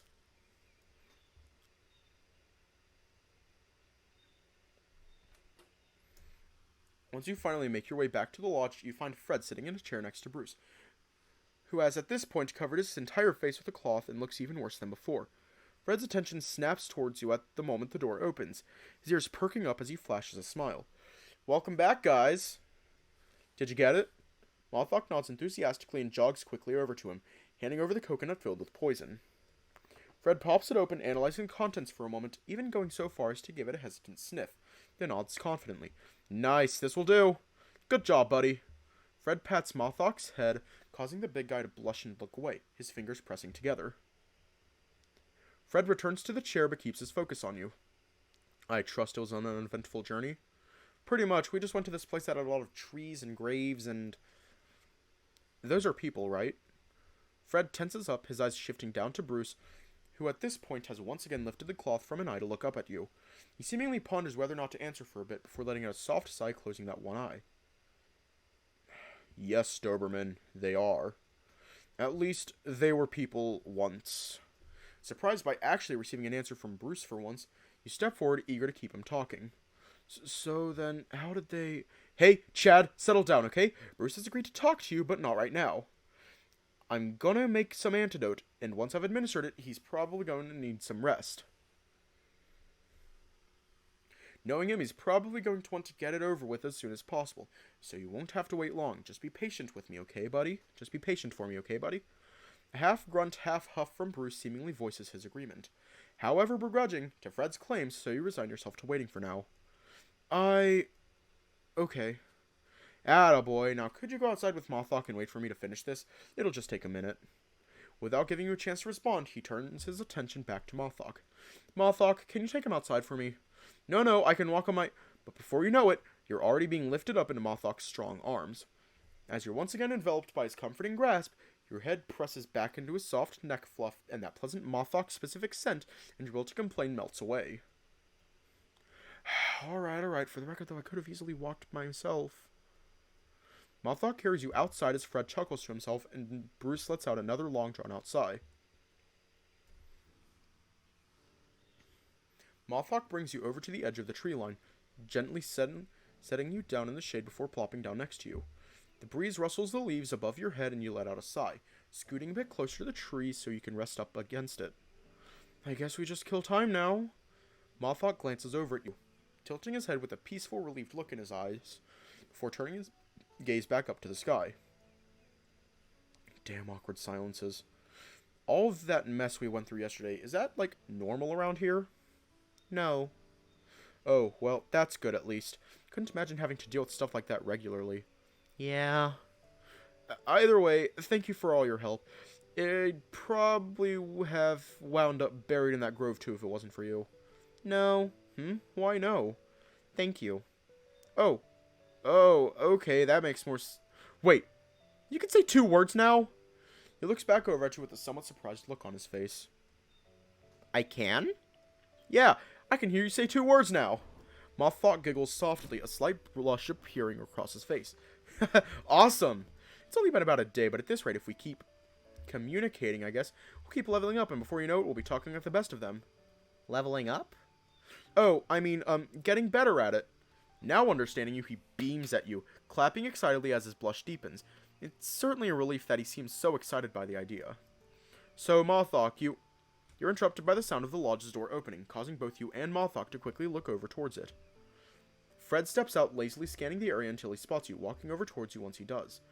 Before you can stand up to meet him, he flops down onto the ground next to you, with his limbs all splayed out and a tired look on his face. How did it go? He lifts his hand up, flashing you a brief thumbs up before his arm flops back down. He'll be fine now. Bruce is a big boy. He'll have this paper cut shrugged off by tomorrow. And if you're worried about the antidote, don't be. I've done this kind of thing before, so it worked like a charm. No biggie. Bruce? Oh, Mothock wants to... Wait, that was him? Was that you, Mothock? Mothock nods. Ha! Awesome! Wow, that is a weird feeling, huh? He can't read your mind, though, so you still need to actually talk to him. Ah, cool beans, I can do that, no problem. Anyway, yeah, my antidote's working on neutralizing that poison, and his natural immune system will handle the rest. After a nap, he should be back in working order, no sweat. You let out a sigh of relief. As much of a pain in the ass the guy is, seeing how worried Mothock is about him is enough for you to be glad he'll be okay. Good, so while we're waiting... You're cut off once again, this time by your stomach loudly grumbling. While we're waiting, can we please go get something to eat? I'm starving! Yeah, I'm hungry too. How about you, Mothock? Want some grub? Yes. What? How? You ate 3 people's worth of breakfast only a couple hours ago. A wistful look sparks in his eyes as his face lights up once again. Probably remembering the most Likely very delicious strawberry waffles he stole from you earlier in the day. Strawberry? Well, you probably wouldn't get as big as him just by having a salad and diet water for lunch. Yeah, alright, fair. Fred quickly sits back up, a big grin on his face as he holds a hand up high. Either way, I got this. Fred slaps that raised hand down on the ground. A few moments later, a small tree sprouts in front of him, rapidly budding and growing several shiny, plump red apples. He plucks a few off the branches, tossing them over to you and Mothock. Eat up, boys, there's plenty more where that came from. Oh, cool! As Fred winks at you with such confidence you can almost see a star pop out of his eye. You take a big, eager bite out of the apple, and... What the fuck? Ugh, it tastes like dirt. From behind you, Mothock also makes a spitting noise, and you look over your shoulder to see him staring down disdainfully at the apple, nearly bit cleanly in half. Wait, you have a mouth? I know, right? It works fast, too. He ate 3 whole waffles in, like, less than a minute. But forget that. What the hell is this? You wave the gross apple in his face to make your point. All that confidence is smirking, and yet this tastes like crap. Sorry. I love seeing that reaction. Anyway, that's just how my powers go. Like I said yesterday, I can do everything but not anything. Or was it the other way around? I don't remember. Doesn't matter. The point is, I know you used to play a lot of RPGs and stuff, so can you guess what my powers actually do? Based on what I've seen, I'm guessing you can create anything plant-related from the ground. Not only the ground. Right. But I guess it's not just creating plants. You can also, like, manipulate them, too. Like how you made a surfboard out of bark yesterday. Yeah. And I'm guessing the things you create look like the real things, but don't actually share their properties. Wait, no. If you can replicate the properties, then the aloe vera you made yesterday wouldn't have done anything. Yes and no, you're getting close, buddy. Good job. That's the way I want you to be thinking about things from now on, especially when it comes to other people's powers, and faster too, since you won't have time to about it in the heat of combat. Okay, what's the answer then? Yeah, alright, so my plants are definitely the real deal. I can grow anything from nothing, as long as I have a general understanding of the thing I'm growing. But that doesn't mean they don't share the base plant's properties. Like you said, if that was the case, the aloe vera wouldn't have worked, though I will admit I did soup it up a bit with my magic. All that being said, taste is the one thing I keep struggling with. How so? At this point, Mothock is also leaning forward and listening intently to Fred's explanation. I mean, look at that apple. Looks delicious, right? Even inside it looks like it has the texture of a regular old apple. And I can assure you, if you could stomach it, eating it would give you the same nutritional benefits of a normal one, too. But for some reason, it always tastes like whatever I grow it out of. In this case, the dirt. In other words, if I had a real apple tree handy, I could grow apples that matched that in taste. Oh, okay. Fred nods and awkwardly scratches at his cheek. I've done a lot of investigating and experimenting to try and figure out why. I mean, it's my power, right? I need to know everything about it. I was never really able to figure out the taste thing, but I did figure out that so long as any food I make comes from any form of the real thing, it works. So basically, I could grow a full tree from just a seed, and that would work. That's why I'm always carrying some seeds around with me in my jacket. Oh, so that way you can just plant them, grow them, and they taste good? Exactly! It also doubles as a good way to keep my abilities honed, you know? I stay familiar with the process of doing all of this, from studying them and all. Cool. Right? I think it's pretty neat. Yeah, it is. It's awesome. Of course it is. It's my power. Awesome by proxy. Oh, hey, that reminds me. What can you do, Mothock? Mothock perks up and leans back, thinking for a moment. He waves a hand over the half-eaten apple in his possession. Then he waves that same hand over you and feel a brief tingly wave rush over you. He just bless you or something? He extends the apple out towards you eagerly. Try it. Okay. You take a bite and... Wait. What? It tastes like a strawberry now. Mothock nods excitedly, rapidly clapping 2 of his hands together. Strawberries. Wait, really? Gimme. Fred quickly snatches the apple from your grasp and takes a bite, with Mothock trying and failing to reach out and bless him before he does. Fred struggles for a bit, a disgusted wince passing across his face. He does eventually manage to swallow it down, though. Afterwards, he glares at you. Bitch. What? For me, it tasted like strawberries. Maybe Mothock needs to do that hand-wavy thing for it to work. Shouldn't have been so hasty. Mothock nods and blesses him as well. Try. Okay. Fred gives the apple another bite, this time his eyes bulging as he eagerly chews it and swallows it. Holy crap, it does! How, though? Well, clearly it's because of his powers, though I'm not sure how. As for white strawberries in particular, I think he just really likes them. Mothock nods and grabs some more apples, each one for his 4 hands. Strawberries! Now that you mention it, the monsters were randomly attacking nothing yesterday. If that was Mothock, then I'd have to wager a guess that his powers are based on the aspect of the mind. Aspect of the mind? I mean, that he can use some kind of illusionary magic. Oh, so it didn't actually stop tasting bad, he just kinda fooled our brains into thinking it tastes like strawberries. Pretty much, yeah. Exactly. See, there you go. Now that explains why Jenny couldn't see you or Mothock this morning, and why Doosan and Thony couldn't see us. Mothock nods in proud affirmation. Good reasoning, Chad. Yeah, although I think there's more to it than just that. Also a good way to think about it, very rarely will someone's powers be fully apparent to you right away.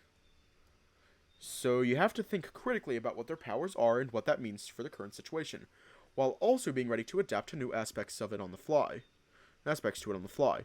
I mean, sometimes you kind of have to assume, but don't get complacent and let anyone convince you they don't have any more tricks up their sleeve. When you say it like that, it feels like we're going to have to fight against other people who have powers in the future. I mean, Doosan almost certainly has been influenced and has his own set of powers, so yeah, we will. Oh, good point. Fred claps his hands, loudly shattering the somewhat tense atmosphere that had begun to form. Anyways, let's call this lesson adjourned for now and have some strapples? Appleberries? Whatever they are, to gorge ourselves on. Agreed? You and Fred fill up your hands with strappleberries just like Mothock did, finally being able to savor the strange fruit. Now that the tension from Mothock's panic about Bruce is gone, and your stomach is finally getting filled up, your exhaustion is starting to catch up with you. With the sun warming your lower half, the breeze blowing peacefully through the leaves, and the soft grass you're seated on, your eyes start to get heavy once more. There's not really anything else to do but wait, so a little nap can't hurt, right? Without giving your brain a chance to come up with a reason not to, you lay yourself down on the grass, and the last thing you register before passing into blissful unconsciousness is the vague sensation of 2 more bodies joining you shortly after.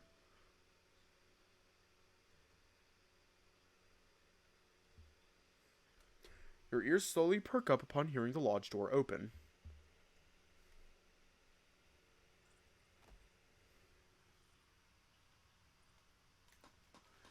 I'm going to stretch my back a bit. I think we're just going to do this entire update tonight. Ah.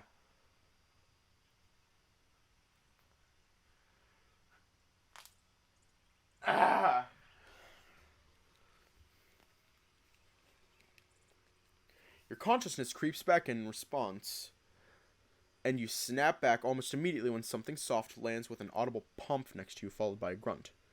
Here, Shepard, I found the spare set of clothes you left here ages ago. Get dressed already, I'm sick of seeing you run around naked. Oh, hey. I haven't seen these in a while. No wonder. Doberman, Mothock, follow me at once. Bruce makes his way towards a large opening in the trees in the distance as Mothock gets back on his feet with a big stretch. He turns to face you, helping you get back onto your feet as well, while Fred is still struggling to get his bearings. Fred, we'll just... Yeah, go. I'll be there in a sec. Alright, let's go, Mothock. Mothock nods and turns, leading you in the same direction as Bruce. Passing through the opening, you find a smaller, still fairly large clearing.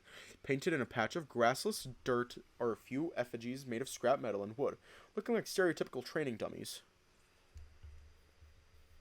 Hiya. Yup, I think we're just going to do the entire update tonight. You figure this is some kind of training area based on the wear and tear on those dummies, as well as the general damage to the surroundings. Bruce is sitting on a wooden bench near the entrance, his eyes closed and expression somewhat tight. His ears flick in your direction as he hears you approach, looking back over his shoulder at you. Come, make yourselves comfortable.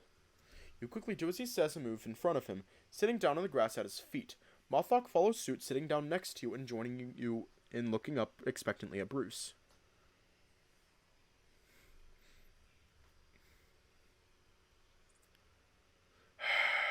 Alright, after giving it a lot of thought, and also being unceremoniously forced to, I've decided to teach you how to properly use your powers. Jeez, don't sound so excited about it, or I might start to worry you've actually developed a conscience over randomly attacking people. First of all, I'd like to clear the air. If you're expecting an apology, stop holding your breath. I'm not sorry for attacking you. I will, however, make the concession that I do not expect an apology in turn for you and the shepherd trespassing on my mountain. I have my reasons, as I'm sure you do yours, and no, I will not tell you my reasons, so do not waste my time by asking. So, let's just do what needs to be done and get it over with. Do we have an agreement, Doberman? I guess. Good. As for you, Mothock, I realize I haven't exactly been fair to you lately, so I'll ask that you pay attention as well, since this is just as important to you. As much as it pains me, yesterday showed me in no uncertain terms that I won't always be able to protect you, so I want you to go forward with the proper knowledge of how to defend yourself. Are you okay with that? Mothock nods firmly, apparently also looking forward to resolving a lot of unanswered questions. Very well.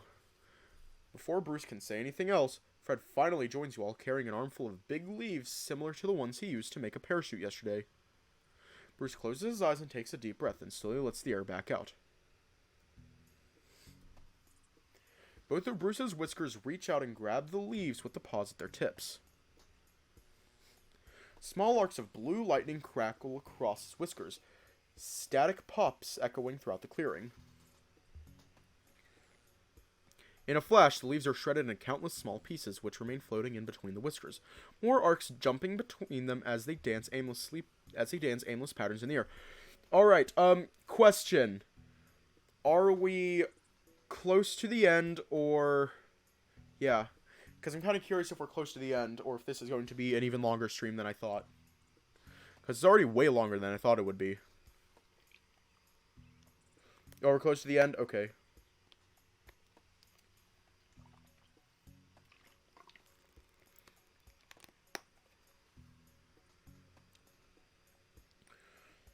I mean, this might be longer than, One Last Night Part 4. Before we begin, you need to understand the foundation of life itself, the raw energy that powers our very existence. Mana. The aimless dance of the shredded leaves start to adopt some sort of choreography, forming into vaguely person-shaped clusters, almost as if Bruce is using them to draw in the air. The name varies between times, cultures, places, even individuals.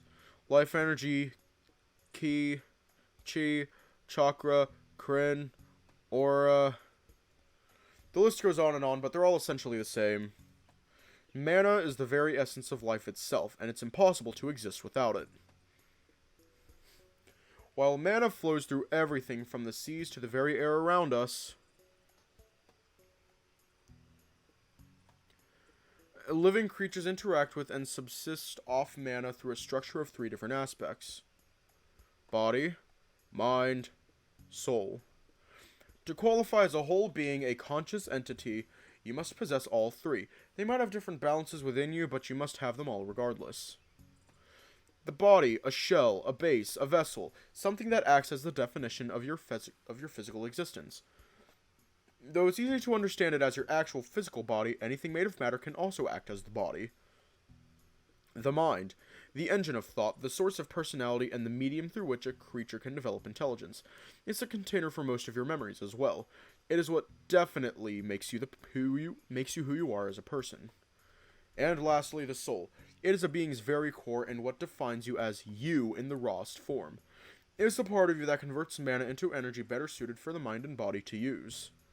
In other words, in its most basic form, mana is too raw and chaotic to be used as energy by your mind and body. The soul tames it, if you will, and makes it usable by the rest of you. Therefore, the soul is effectively the base of all 3 aspects that the other 2 spring from, and everything with all 3 aspects has always, without exception, possessed a soul at some point. Are you understanding everything so far? Yes. Good. Don't be afraid to ask questions if you're confused. I'd rather you grasp all of this as efficiently as possible than have to go back over the explanation multiple times. You glance over at Fred after nodding to Bruce, finding him listening intently to Bruce's explanation with a surprisingly intense look on his face. Mothock is the same, his eyes focused on the tiger. In order to be able to awaken your powers, you must fulfill 2 requirements in any order. First, you must be consciously aware of those 3 basic aspects. Specifically, you must know and understand that you possess them. And second, you must be influenced by someone who has the ability to do such a thing. Oh, wait, doesn't that mean I've been influenced already? By who and when? Yes, you have already been influenced. Unfortunately, it's essentially impossible to tell who did it or when it happened. There are ways to vaguely guess who did it based on how your powers manifested, but there's no definitive way to tell. Huh. So does that mean I can influence somebody else just by, like, passing them on the street or something? Not exactly. First of all, you cannot influence anyone. Only very specific people can, and it is very unlikely that you were influenced by mistake. The process of influencing is different based on the being that's doing it, of course, but generally it is something that requires a conscious decision by the influencer. And, as far as we're aware, only a certain type of being is capable of doing that, though I suppose the probability of someone or something not being able to do it without our knowledge is not zero. Regardless, it only really matters if the first condition is also met, which by itself is fairly rare and can happen in variable ways. Generally, people know they have a body and a mind, but not a soul. Though people who are religious or just have faith in general, be it in themselves or some higher power, are most likely able to realize they have a soul, or at least develop a general understanding of spirituality within themselves, and that would fulfill the requirement, at least regarding the soul. In other cases, there are people who don't feel like their body is truly theirs, or who feel like they're not fully in control of their own mind. Those are just a few examples. Because of all the numerous definitions, beliefs, and understandings of what each word means, it's fairly unlikely for there to be some sort of outbreak of powers, even if someone is going around influencing people carelessly. But once both of these conditions are fulfilled, whether or not you're aware of them, your power, known as your zoma, will be unlocked. From that point on, it's up to you to discover what your zoma actually is. I was lucky enough to get a helpful nudge in the right direction by certain people in the know. Who? Can't say. Why am I not surprised? Well, either way, I discovered mine by complete accident. That's fairly common. As for Mothock, he's actually been using it for a while without realizing it, which is another possibility. Mothock nods. The point being, Doberman, that everyone's experience is different. Some can discover it by complete accident, like you. Others can have it come to them naturally, since it's related to something they do fairly often in their day-to-day lives. There are even some, like Mothock, who use it without even realizing they're using it, if they ever realize something is different. They may just attribute it to them being quite skilled at that certain thing. On the other side of the coin, discovering it can be quite difficult for some.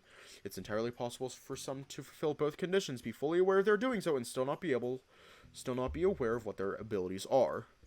So then, is your power zoma entirely random? Yes and no. Whereas the exact form of a power is wholly impossible to predict until it's discovered by its user, there is a way to make general guesses about how a zoma will manifest, that are more or less accurate.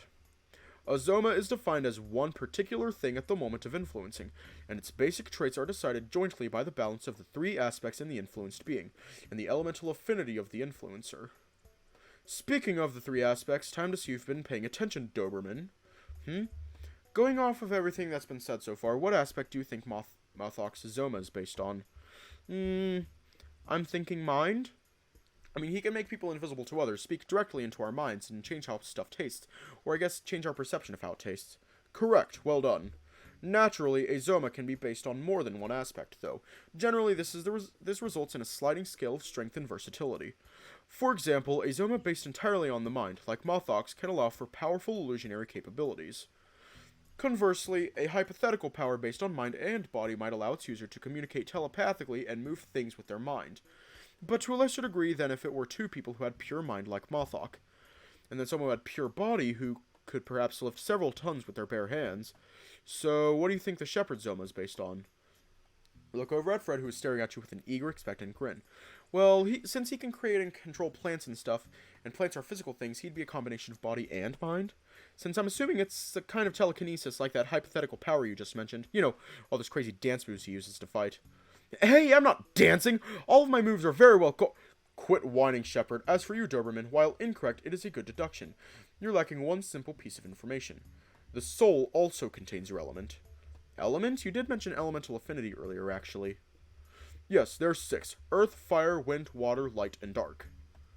Generally, you're given an element during the process of being influenced, which is where the influencer's element comes into play. It's safe to assume that if you're influenced by someone with the fire element, you'll probably get the fire element too. And I'm going to stretch my back real quick. No, that's not always the case. Sometimes you wind up with a different element. We're not entirely sure why, though.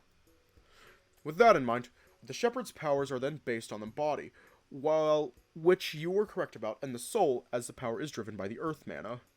Ah, alright, that makes sense. Though, now I'm confused about myself, since I'm pretty sure my hand doesn't have any element.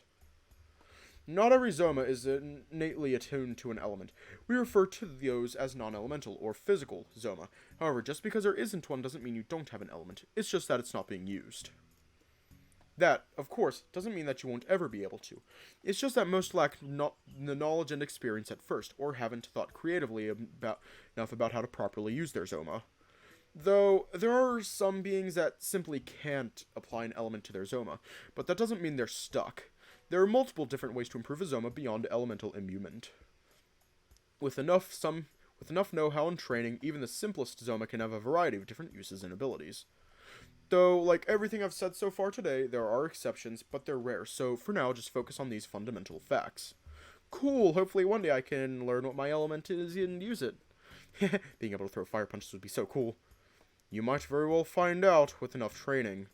For now, though, you're getting ahead of yourself. Your utmost priority at this point should be understanding your zoma both inside and out. Not knowing what you're even capable of is a surefire way to wind up dead. Once you understand your zoma on a fundamental level, the possibilities open up and become nearly limitless, depending on your own creativity and determination. The shepherd, for example, started out being barely able to sprout a flower. But through years of training and study, he has managed to convert a very basic concept, that of growing and controlling plants, into a powerful combat style that is both offensive and defensive.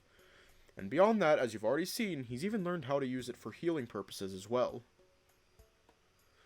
Which is but one of the many different uses his power has or can have. Oh yeah, I forgot to mention, there are ads now.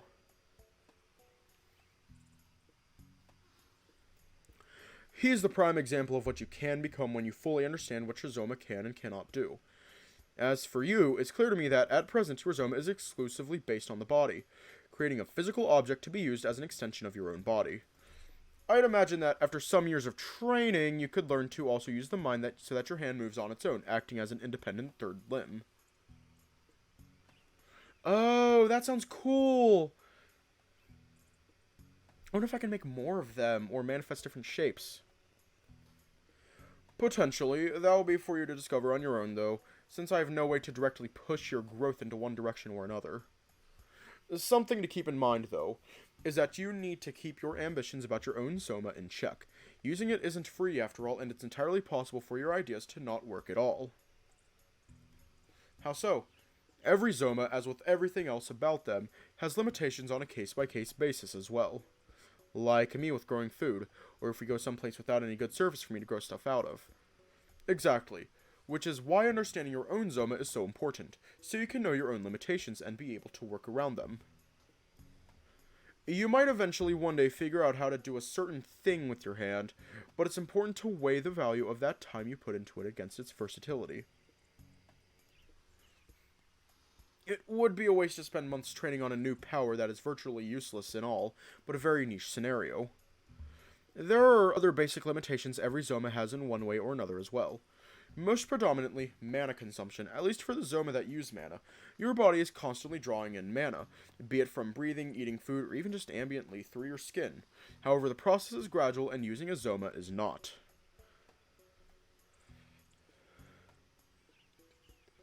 You'll rapidly run your body dry using your zoma, and though your overall mana reserves can be expanded similar to growing a muscle, that takes time, and ambient mana regeneration is not enough to sustain you in combat.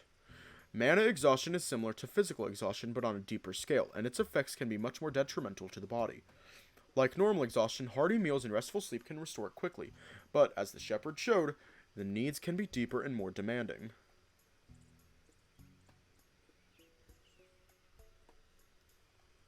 And running dangerously low on mana can be catastrophic, causing permanent, irreversible damage. A body-based zoma exhausting its mana can lead to disabilities like muscular atrophy or brittle bones. The mind, when exhausted, will become more fragile and unhinged, either erasing your personality or wildly changing it. As for the soul, its ability to absorb mana will be dampened to the point of uselessness, leaving you to slowly waste away to nothing. And should you completely exhaust all the mana in your body, You die. Those two sharp words pierce you like cold steel, sending a shiver down your spine. It seems you're not alone as Mothock nervously looks down at his hands, a bead of sweat dripping from down his forehead. Wait, was that why Fred wouldn't wake up this morning? Yes, the shepherd was no doubt close to reaching his limit yesterday. Probably both physically and magically, let's say.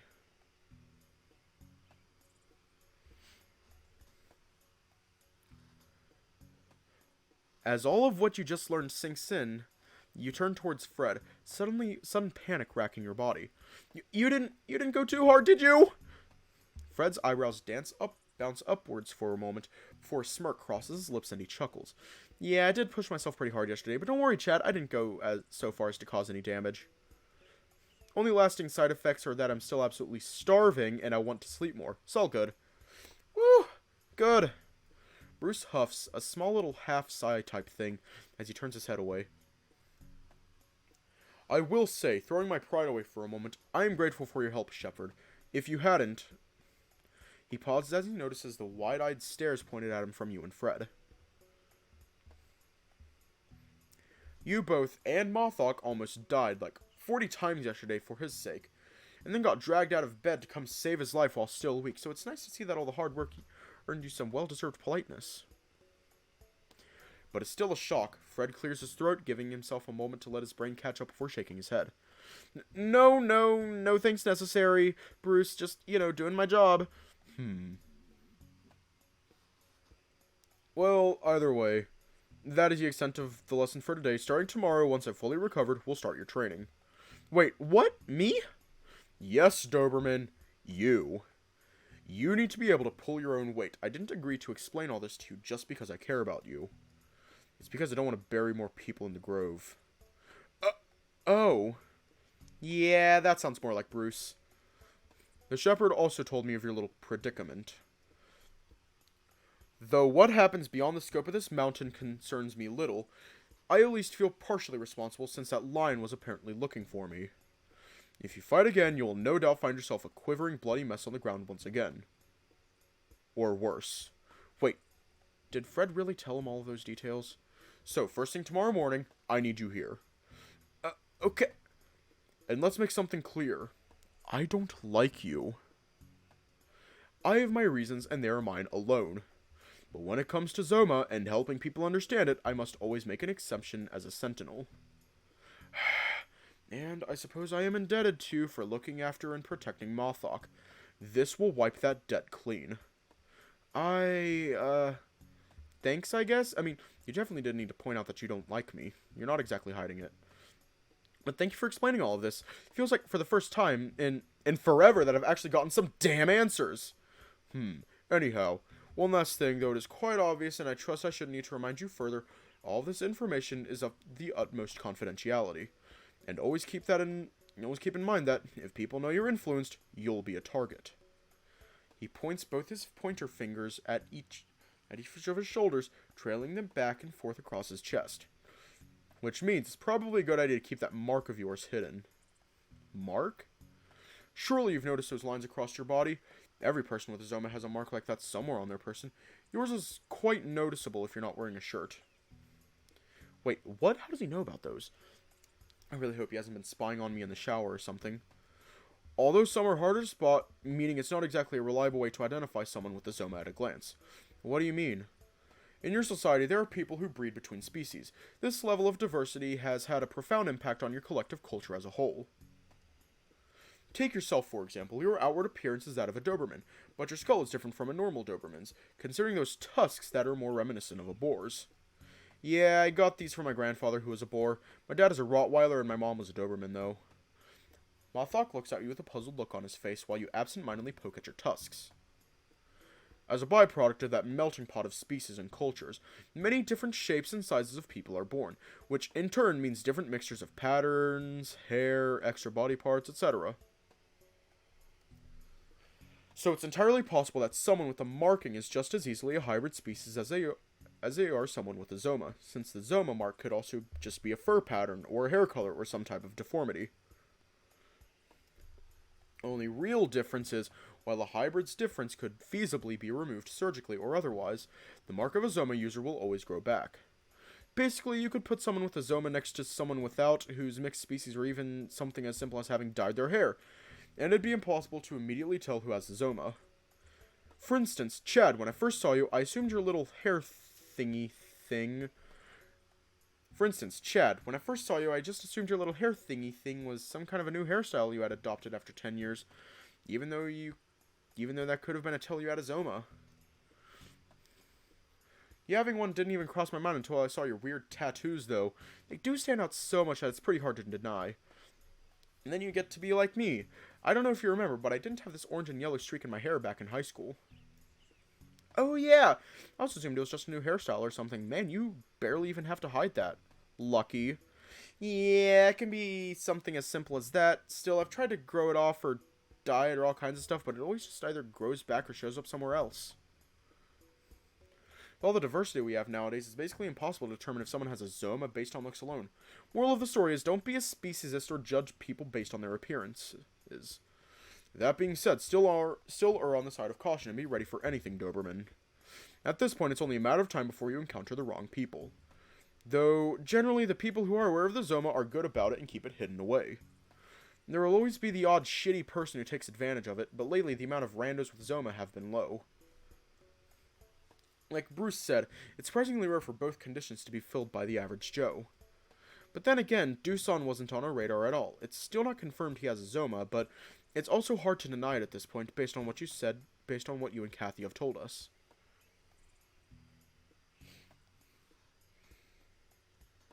Wait. If I recall correctly, Doosan also had some unique marks in his hair, just like yours, Fred, same colors and everything. Does he? I haven't actually seen him up close yet. Does that mean he got influenced by the same person as you? Not necessarily by the same person, but we might share some similarities, yes. Oh, I see. There's a lull in the discussion as you absorb all the information that got thrown around. It's enough to make your head spin. After a few moments, though, Bruce takes a deep breath and speaks again. I believe that's all for today. Bruce gets up from his seat. If you have any questions, save them for tomorrow. For tonight, think long and hard about everything you've learned and try to apply it to what you already know about Zoma, both your own and any others that you may know of. Starting tomorrow, I need you to come back up here at 11 o'clock. I'll explain some more then and clear up some confusion you no doubt still have about those monsters yesterday.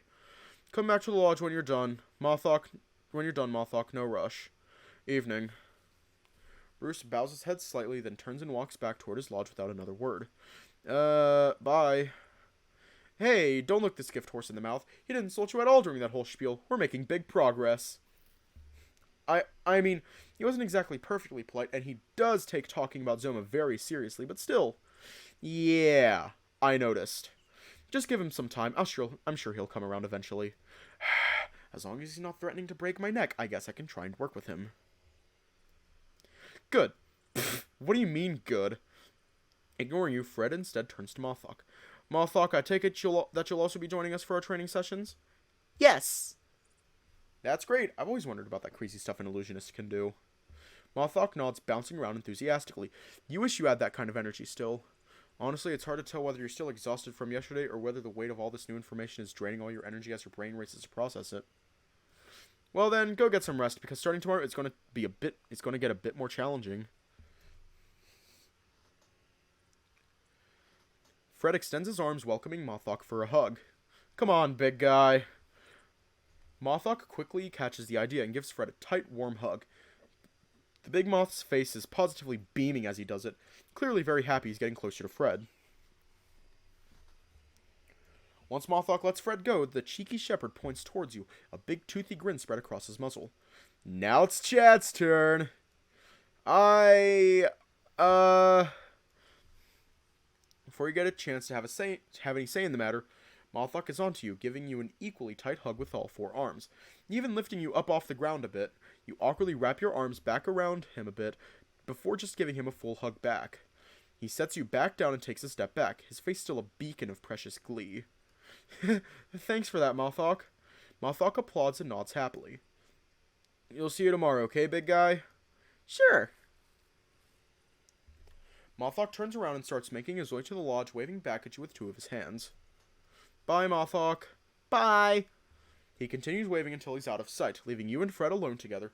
Fred lets out a sigh, puts his hands on his hips, and turns to you, a smile still plastered on his face. Well, we should probably head back too. I'm still tired as hell, and I'd rather be in tip-top shape for tomorrow. Sounds like a good plan. Yes, now kiss. With nothing else left to do, you both start making your way back down the mountain. About halfway down, a thought crosses your mind. Fred? I think we're going to have to tell Jenny something since, we're staying at her place, and I doubt we're going to have much time to work at the cafe with all this stuff going on.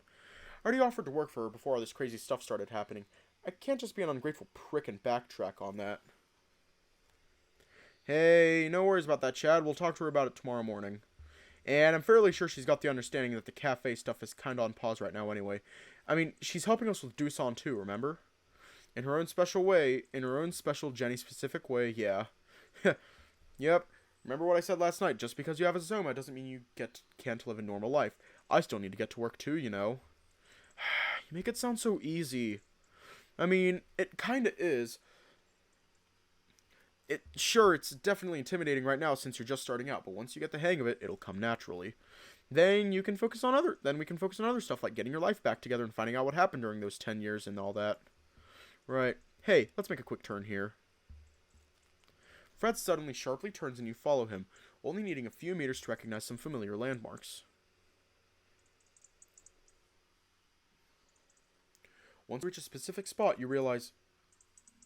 Oh no, not this again. You notice a series of upturned roots that Fred had used to surf the tree bark down and out of the forest yesterday. It's the fastest way home I know of. You'll get used to it, don't worry. Hey Mothock, you want some? Mothock, this bitch empty. Yeet. Ha! Fred begins to set everything up once again. Still not a fan of it. Come on, Chad, you can't deny that's fun. I mean, fun is subjective, Fred. Ugh, you and your semantics. Quit being a baby and hop on. We're probably going to be busy for a while, so let's try to make the most out of the free time we have. We'll go down, finally take a nice hot shower, and get some real uninterrupted rest. Worry about Jenny tomorrow since she's probably busy now. Alright. At least I won't be going through all of this alone. Yeah, no worries, man. I'll be there to help you however I can, and I'm sure Mothock will be happy to help, too. You let out a small sigh and nod as you reluctantly crawl up onto the tree bark surfboard and allow Fred to strap you in with vines. Yeah, just please don't leave me alone with Bruce. Don't worry, I'm not going to let him do anything to you anymore. Anyways, ready to get wet and have another shower together? Wait, what? Fred interrupts you by launching you both down the mountain once again. Let's go! You once again cling tightly to Fred's legs, holding on for dear life as you speed back home. You try to distract yourself by thinking about what kind of training you're going to have to go through, and understanding what your zoma might be like. But it's too difficult to think straight at the speed you're going, especially with Fred whooping as loudly as he is.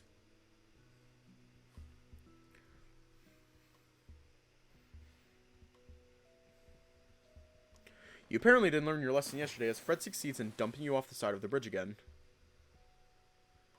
Ha! You continue to horse around on your way back to the cafe, really enjoying the time you're spending with him, even if he can be a jerk sometimes.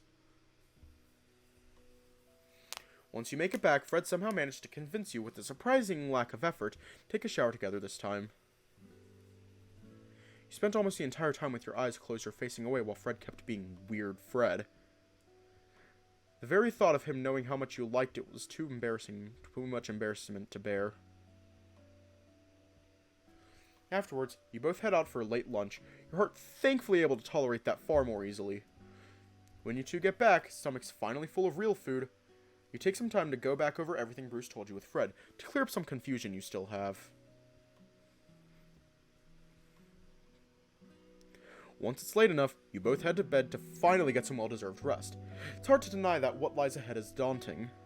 Nonetheless, you're happy that you don't have to go through it alone like the past few months. This time, you have Fred. Hang on, I'm gonna check something. Because it'll decide whether or not I get pissed. Or not pissed, but like, concerned.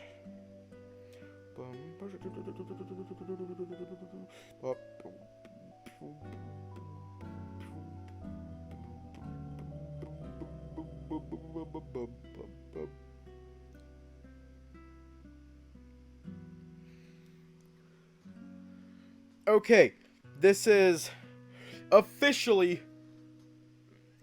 the longest stream that we have done. Nonetheless, yeah, we already read that.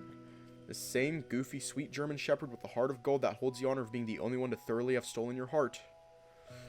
You want to say he's working to steal it again, but did you ever get it back to begin with? Being held by those familiar, warm, muscular arms, pulled tight to the warmth of his body. You close your eyes and let the peaceful embrace of sleep overtake you.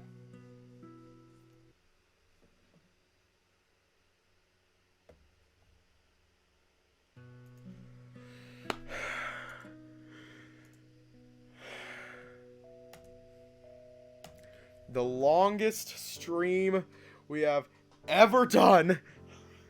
Ugh. I am very tired right now. But my day is not over yet.